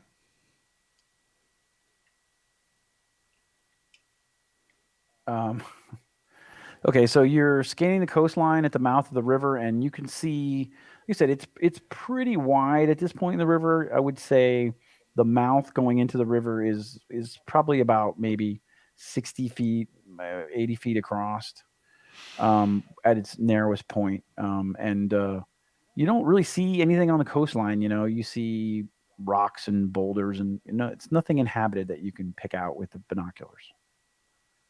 Okay. Okay. Yep. I was just All right. So, looking around. I mean, just to scope ahead. yep. So, I mean, the key thing is everybody's at their battle stations. Everybody seems to be ready and anticipating something. And you crest into the river, and you're now going down the river, carefully, right in the center. Making sure that they know that they're not drafting in any place that's too shallow. And you're chugging along, and right around midday, they start to slow down, and you can hear some shouting from the pilot house. And they basically shut the engines down. And of course, a ship doesn't just stop moving when you shut the engines down. So it's kind of drifting and caught a little bit in the current and drifting down river just a little bit, but not at a very fast clip. And you can hear people scampering around. And Glume slides down the ladder, and he says, "Hey guys, the lookout and the first mate said that there's something blocking the river. Several hundred feet down, further down the river, we can see something blocking the river that's gotten their attention." Did you see what it is? I couldn't see exactly what it is, but it looks like there's a lot of stuff that fell over the river. Over the center of it, there's some stuff sunk, it looks like, and trees down, and all kinds of other obstructions that have been placed in the river. Here comes. We can't get through. In order for us to have to go through further, we'd have to go and get out and clear some of this stuff. Let's do it. Yeah. Let's do what, Mr. Mallory? What, clear the stuff? I mean, help them out. I mean, if they need any help up front there, we should be at the forefront as well. Okay, yeah. Lending a hand. Okay. Yeah, I agree. Let's go see what the fuck's going on with this stuff that's blocking the river. Okay. So the three of us walk up to the first mate and they're preparing like a boat that holds about 8 guys to go further down the river and go check out this debris and start to. We asked them, what's the problem up there? There appears to be some kind of obstruction in the river, and we're going to send a team up to check it out. Should A we? vicious wildebeest? Could be maybe a wallaby or a koala, or maybe a didgeridoo. Well, I'm not sure. Can I go? I'm not sure somebody in the chat room that's offended by that accent. Should I could go with them and help? Well, that would be lovely of you boys if you'd like to go. Yes. Yeah, let's do that. Yeah, I'd like to go along. All right. So I'm going to send my first officer. Let me see, for his first mate, because he is the first officer. I'm going to send my first mate, and 4 guys, and the 3 of you blokes. That should be more than enough to handle whatever's going on up there. Okay. Do you have any tools for clearing debris like this? Yeah, the boys are bringing some pry bars and some other things, some rope. We just don't know. We might not be able to move it. So yep. No, just want to make sure we had whatever tools you had available, and we'll go give it a go. Okay, and so they lower the boat in, and they also bring some ropes to tie the ship off so it doesn't keep drifting up the river. Because what they don't want to do is carry the ship into the obstructions. Obviously, that's bad for the ship. Then once the guys get the ropes secured on the shoreline to keep the boat in place, they come back and they pick the 3 of us up, and it's got a little outboard motor, and they start zipping down the river towards the obstruction. And as you guys get closer and closer, you can see that there's a lot of like concrete debris.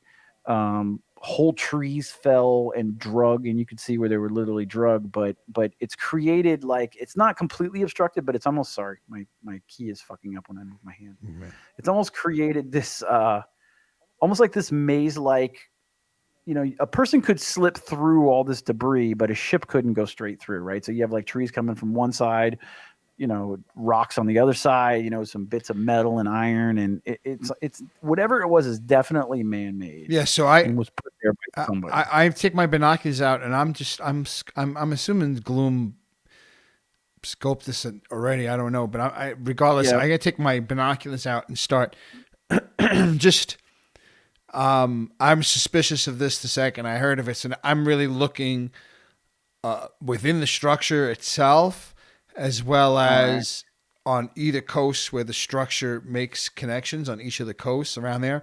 I'm basically looking out for like ambush of some sort. I'm looking for All right, people hiding or something. make a spot check. Glume will make a spot check as well. So I'm going to add a 7 to 19, 26. Okay. So you're scanning and nothing really jumps out. You don't see anybody hiding in the rubble. You don't see anything suspicious from where you are. Everything looks. I mean, other than the fact that this has been put here by somebody for obviously a purpose. You do note that in the center of this thing, in the deepest part of the river where they couldn't quite obstruct it, like I said, think of like things crossing over each other. So you couldn't go straight down the river. You'd have to go through and kind of wind your way between these things, which obviously a ship of this size can't do. Right. But in that area, the current is really, really extra swift because of all these obstructions. So if you're It's like going white anywhere towards water. the middle of this, you could get sucked right into that debris. Like it's kind of sped up because of this obstruction. Right. And the boat is chugging down the river, and they start sliding off to the left and the left bank of the shore, and they unless there's something else you want to do, they pull up and kind of half beach the boat. No, you want to get to engine. land just to see exactly. Yeah, no, that's the move. Yep, and then two guys jump out and they pull the boat on the land, and then everybody else piles out. And like I said, there's 5 guys. The first mate has a handgun on his hip and a knife. Everybody else has 2 of them have axes and 2 of them have like rifles. And then they lift up some pry bars and stuff, and everybody starts moving over towards the obstructions. So wait, the obstructions are accessible from the shore? Yeah, because they're off of the shore and they hang out over the middle of this river from either side of the shoreline. And then there's all kinds of rock that have been built out. Like it's literally like somebody built like this man-made dam or roadblock of some kind in the water. So there's a support that's above the river that's holding this debris down into the water. No, think of it like they were shoving it from the shoreline, right? From each shoreline, these long trees and logs and all kinds of things. Then they put rocks on top of it. They just kept adding and adding and adding and build this. Right, but what are us schmucks doing from the shore with like 2-3 crowbars? What's against something like that? Well, I mean, I guess you're gonna have to go out and see how far, if you can push stuff out of the middle, or so I can go like walk across the top of it. You can kind of walk across the top of it, like almost like it's a dam, yeah, because they were just dropping rocks on. All right, so I climb on top of metal. I climb on top of one of them, and I start walking across the top. I asked the guy for a crowbar. I asked the nearest guy, okay. You have a? Though I look to see if someone's got a crowbar, and when I pointed, could I have that? I point at it and ask. Yeah, the guy's got some shovels and crowbars, and he hands you a pry bar that's probably about 4 feet long. And they're working now on the shore, like they're trying to knock these rocks and trees loose from the shore side. Yeah, they're trying to somehow dislodge it and hopefully carry it out of the way or pry parts of it away maybe. So they're trying to check out and see what they can do. All right, so I'm gonna just walk out towards the middle. I gotta be mindful of the current and the stability of this thing. Okay, yeah, I mean, and it's a little bit precarious. Like it's there and it's doing the job, but you get the idea that it could be washed away at any minute. And you're with your buddy, the fuck guy. So he's there. He's like, hey boy, you're gonna show me how big your muscles are. I show you how big a fuck guy's muscle is. I'm gonna show you my fuck muscles. Watch me do the fucking, man. And he starts taking the pry bar and prying in between the boards. And he's not a weak guy. He's pretty strong, but he's like prying between the logs, trying to move it. And then he steps down and he's starting to move away from you at this point because he's realizing that the stuff where he is, he can't move. So he's talking to you. He's like, okay, boy, show me your fuck muscles, man. Show me how you fuck, I shove the crowbar in the exact same spot where he couldn't move anything. Okay. And I see if there's any skill I could use here to fucking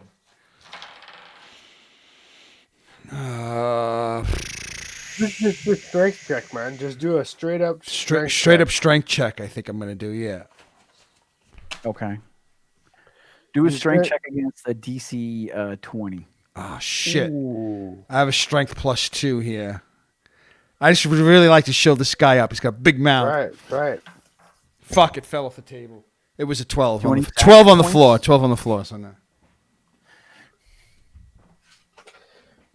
I tried. All right, so you jam the pry bar in there, but you realize this is really not something that's going So we both look like assholes.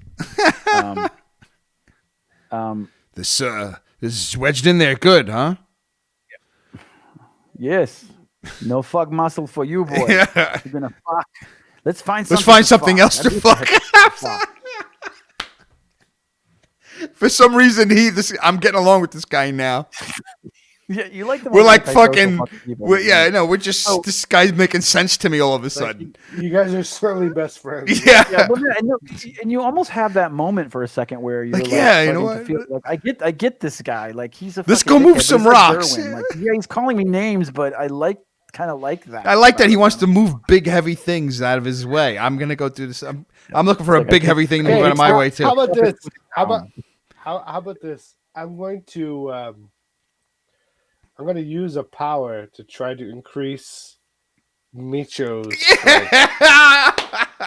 Okay. So I'm going to use attribute increase. Except instead of using it on myself, I'm going to use it on him. So it's going to bring up the cost. It's going to bring up the DC as well, I think. Okay. All right, but I don't know this, so I'm just gonna keep. I'm gonna go for. I'm gonna tell Meecho, give me a second. Okay. When I tell you to try again, okay? Oh, okay. Because I'm gonna do a concentration. Okay.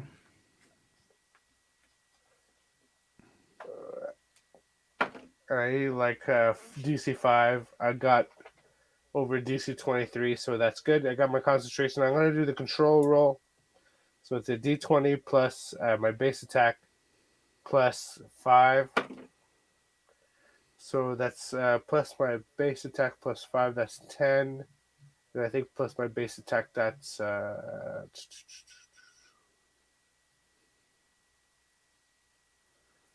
plus 2 or plus 3. Oh, no, plus 1. So, but I think the DC I was looking for was 10, so that should work as well. So okay. I should have the control roll as well. And it's just the cost is going to be different. So the DC is 11. So yeah, so the attack that I did I have to beat 11. So I did DC. I got hit 5 plus 5. That's 10. Plus my wisdom modifier and my base attack. So that's well over 11. Okay, so I should be able to do this no problem.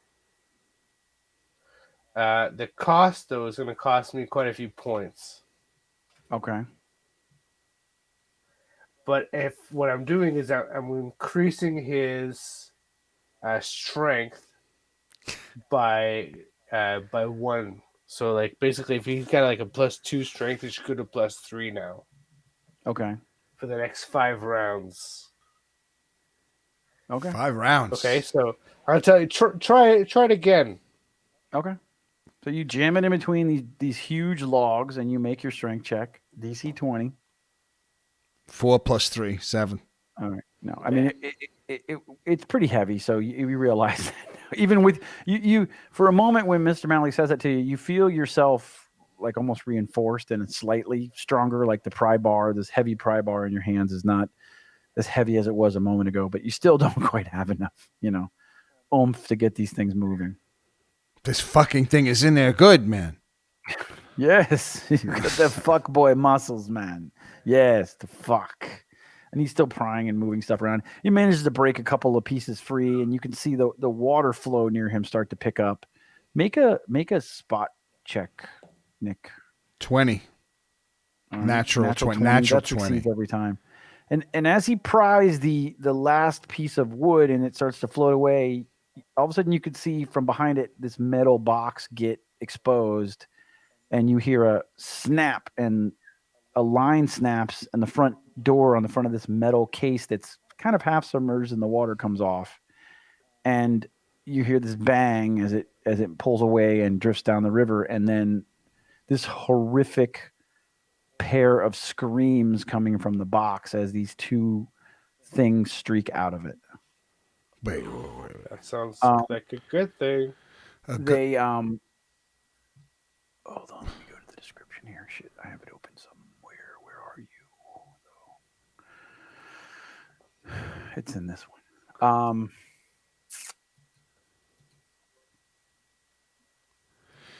So, They look like giant eels almost. so if this is something, so he gets something loose. There's a metal box that's submerged that I Yep. see in the Pretty water. long metal box that's half submerged, and it almost looked like one of the logs that he clicked out of the way had some kind of line or tripwire attached to it. I And like I see. said, and it was almost like you hear this click and this bang, and the door almost comes flying off. And these two, I mean, they're big for eels. It's like a medium-sized creature, probably about human. That's about human size, right, Josh? A medium-sized creature is about the same size as a Medium human. is like the size of a horse. Even like Yeah, so they're between. horses are medium sized. You have to think about medium sized creature is big. It's like the size of a lion. Yeah, so like 7, 8 feet long and thick with these heads with tons of almost like tentacles coming off the ends of them, and they come screeching out of this box, and one of them jumps right at this guy.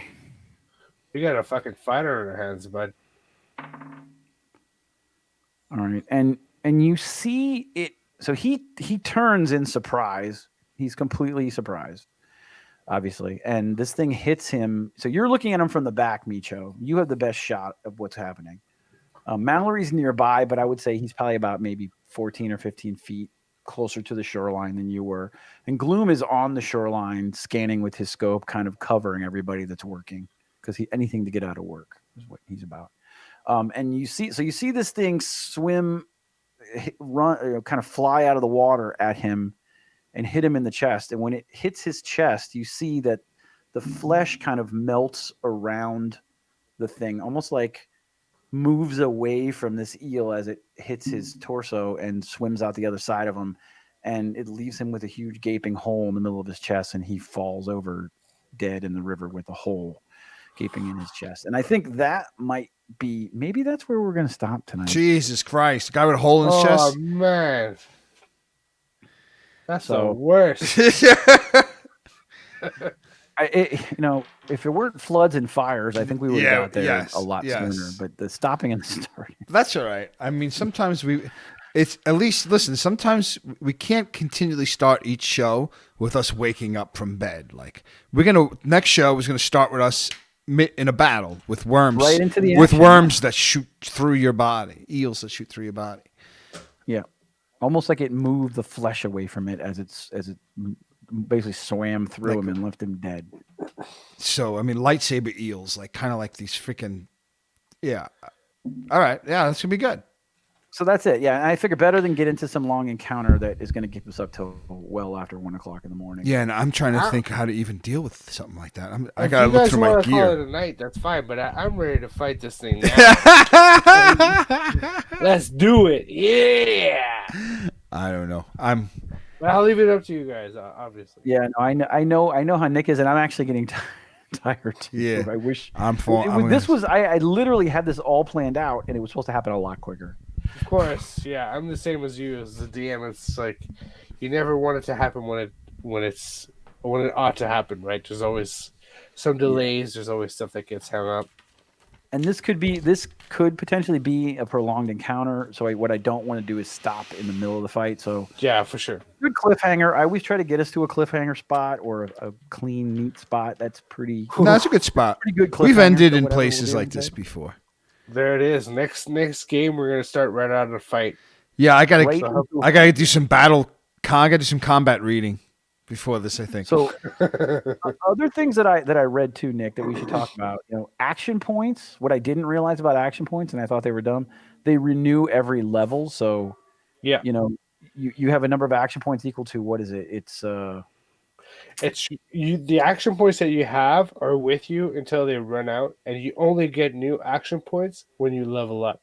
So when you level up, you get all your action points back, right? You don't get action points back. No, that's not it. It's every level up. When you level up, you get a new assortment of action points. When those action points run out, that's it. They're out for good. But what if you Like never every use? level, Do they roll over? Like so it's not like action points are renewing. It's just every level you get action do they points. roll You over? can use them or keep them, but when they're gone, they're gone. Do Like they they don't roll? renew. Do they roll I over? don't think. See, now I don't like action points then because I think they're kind of bullshit. Do they roll over? They're good to have when you have them. It's like when they run out, they're out. You don't have any more action You points. You can, can't use Nick. that You shit. can Do they roll to answer over? your question. They you can keep your action points as but when All you right. use them, what Yeah. Josh is saying is they're gone. It's like So I had 6 what action happens is when points you before level I up, leveled it's up. not that you're when you level up, it's not that your original action points are all of a sudden renewed. It's that when you level up, you get a new allotment of action points, and like during that level, if you use them all up, that's it. They're gone. Right. You don't I get got you. I more. got you. I got you. But if But when you level up again, you'll get more. when I was at level, what I'm saying is I was at level 3. I had 6 action points. I leveled up to level 4. Should I have gotten action points? Yes, exactly. Yes. Every time we level up, we get more action points. Well, how, does it? How many do I get? Do you know? Action Let me look point. that up. All right. So I could change my action points. Yeah, I have some No, it's a reading to good do. question. No, it's a good question because it's legitimate. Like you're supposed to get new action points every level. Yeah, and I. What the hell? Oh, this is not Be able to fill up real fast action points, basic d20 modern.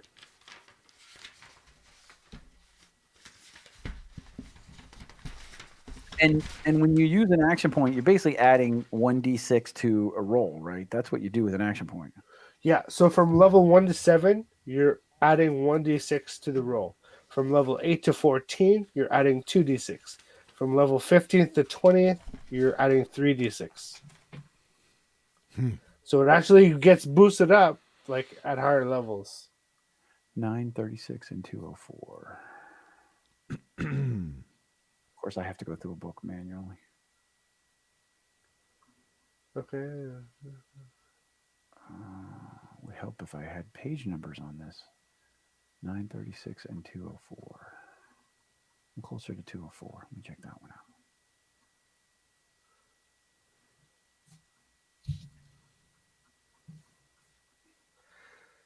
So, and while the character replenishes his supply with every new level he or she attains, the character must use them wisely. A character can spend one action point to do one of these things. So, like, you only resupply action points every time you level up. That's the thing about action points. You have the ones that you have now as long as you're not using them. When you use them and they're down to 0, the only time you're going to get more action points is when you level up.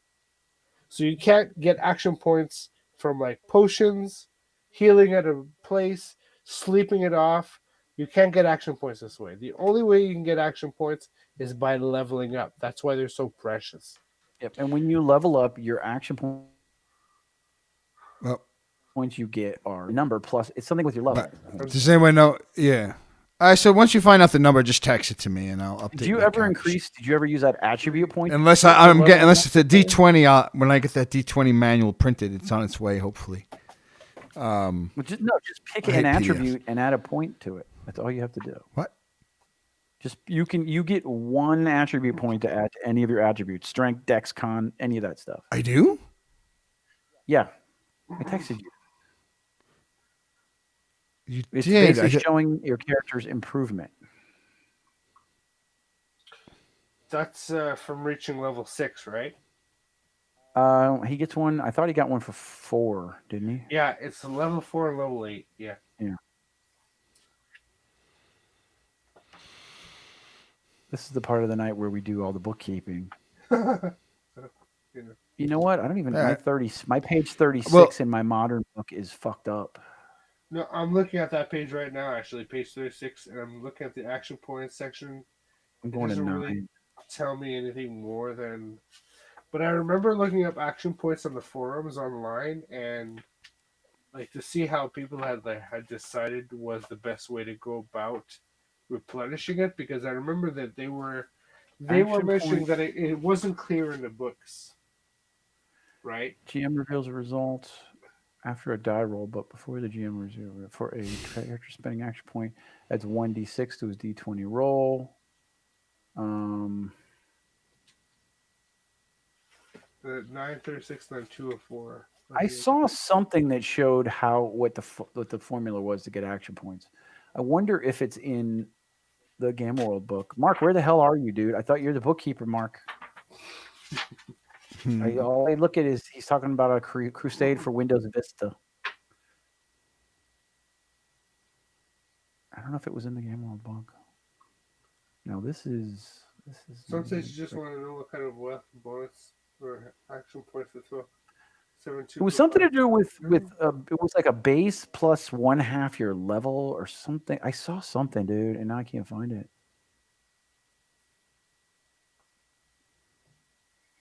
Every character starts play with action points. Action points provide play with the means to alter d20 rolls for dramatic situations. For action points, consider that a heroic character has a number of action points equal to half of his character level. Yeah. So that's when starting off a new character. Yeah, so you can't have 6 action points, can you? Well, I guess you would be third plus 1 plus 1 would be 4 action points. So I should have 4, not 6. Well, let us confirm because I thought there was a base number too, where it was like a 1d6 or something like that. Yeah, and like generally for my players, I've been giving them like a total of 7 action points at the level that they were at, and then once they run out, like I said, they only get new action points when they level up. And when they level up, they get like 1d8 worth of action points, 1d10, something like that. Like there's a roll associated with it. All right. Yeah, I'm looking what Glume's action points are and to see if I put the formula for it there. Acquiring action points. So a beginning first level starts game with 5 action points. A character above first level starts the game with a number of action points equal to 5 plus half his character's current level. Every time a character advances, he gains a number of action points equals to 5 plus half the new character level. Some prestige classes allow for a faster rate of accrual at the GM's option. Yeah. So you get all your. I get 7. Renew the next level at that, and I don't think you can carry them over. So I don't think you can keep saving them. Right? That's the other question. Yeah. The thing about action points is people think like the debate about it during the time was, do they come back? Do you renew them, or do they dissipate for good? And every level you get a new set. It's the latter, not the former. Every level you get a new set, and then when they're used, that's it. They're used for good. But you don't have like a set number that you can use every level. It's just every level that you go up, you get another number of action points, and when they're gone, they're gone. But I'm saying with that number of action points, does it get added to the action points you haven't used yet? It does. It's cumulative in the sense that when you level up, let's say you level up and you get 6 action points and you had 3 left. Well, you have 9. Well, I have 6. I haven't used any, and I leveled up. I was at level 3. I had 6. So now if I level up to 4, half of that is 2, plus 5 is 7. So 7 plus 6 is what I should have. I should have 13 action points. If that's... Did we lose Josh? I don't know if he's frozen or if he's just in shock. Right. I think we lost Josh. But that's what it would mean, right, Chris? Yeah, I mean, yeah. I think I want to look and dig into the action point thing a little bit because seems like a lot of action points. But, I mean, it's only 1d6, so it's not like that overpowered, and you can only use 1 at a time to affect a roll. So I don't think it has to make. You know what? I would like to give people the option of saying I really want to make this hit, so I'm going to try to use an action point as opposed to, be stingy about things. That's what I'm trying to do with a lot of these changing stuff and fixing stuff because. Make it easier for you. You should be doing more damage than you're doing. Something's not right, obviously.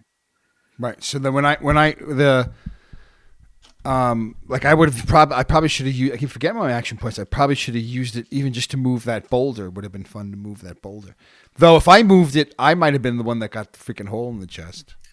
Yeah, or maybe you might have, if you had moved it enough that something broke loose, you might have caused like a major problem because it was obvious that was really heavy, and if you moved it, it's probably something super structural holding the whole thing together. Right, but it was a penis measuring contest at that point, so yeah. So if you want to use action points for penis measuring contest, sometimes break yes. Out your Why not, dude? Why not?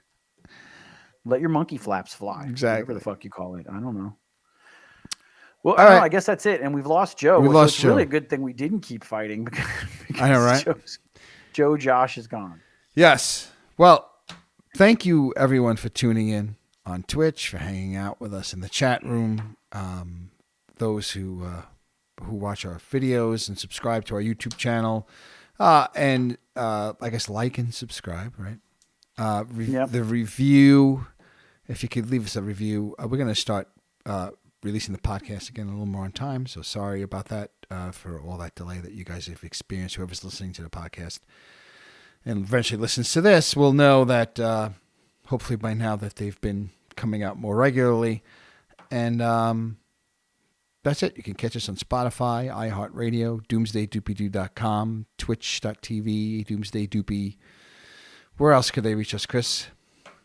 You can send up a smoke signal. You can play drums. Gmail. We listen for drums. I'm looking for a drummer. Gmail. I need a drummer. Gmail, doomsdaydoopydoo@gmail.com. And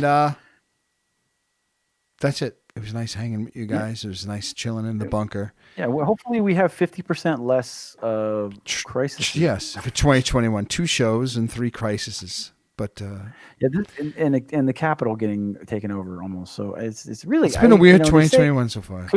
It can't get worse, but I just somehow. Oh, Jesus Christ!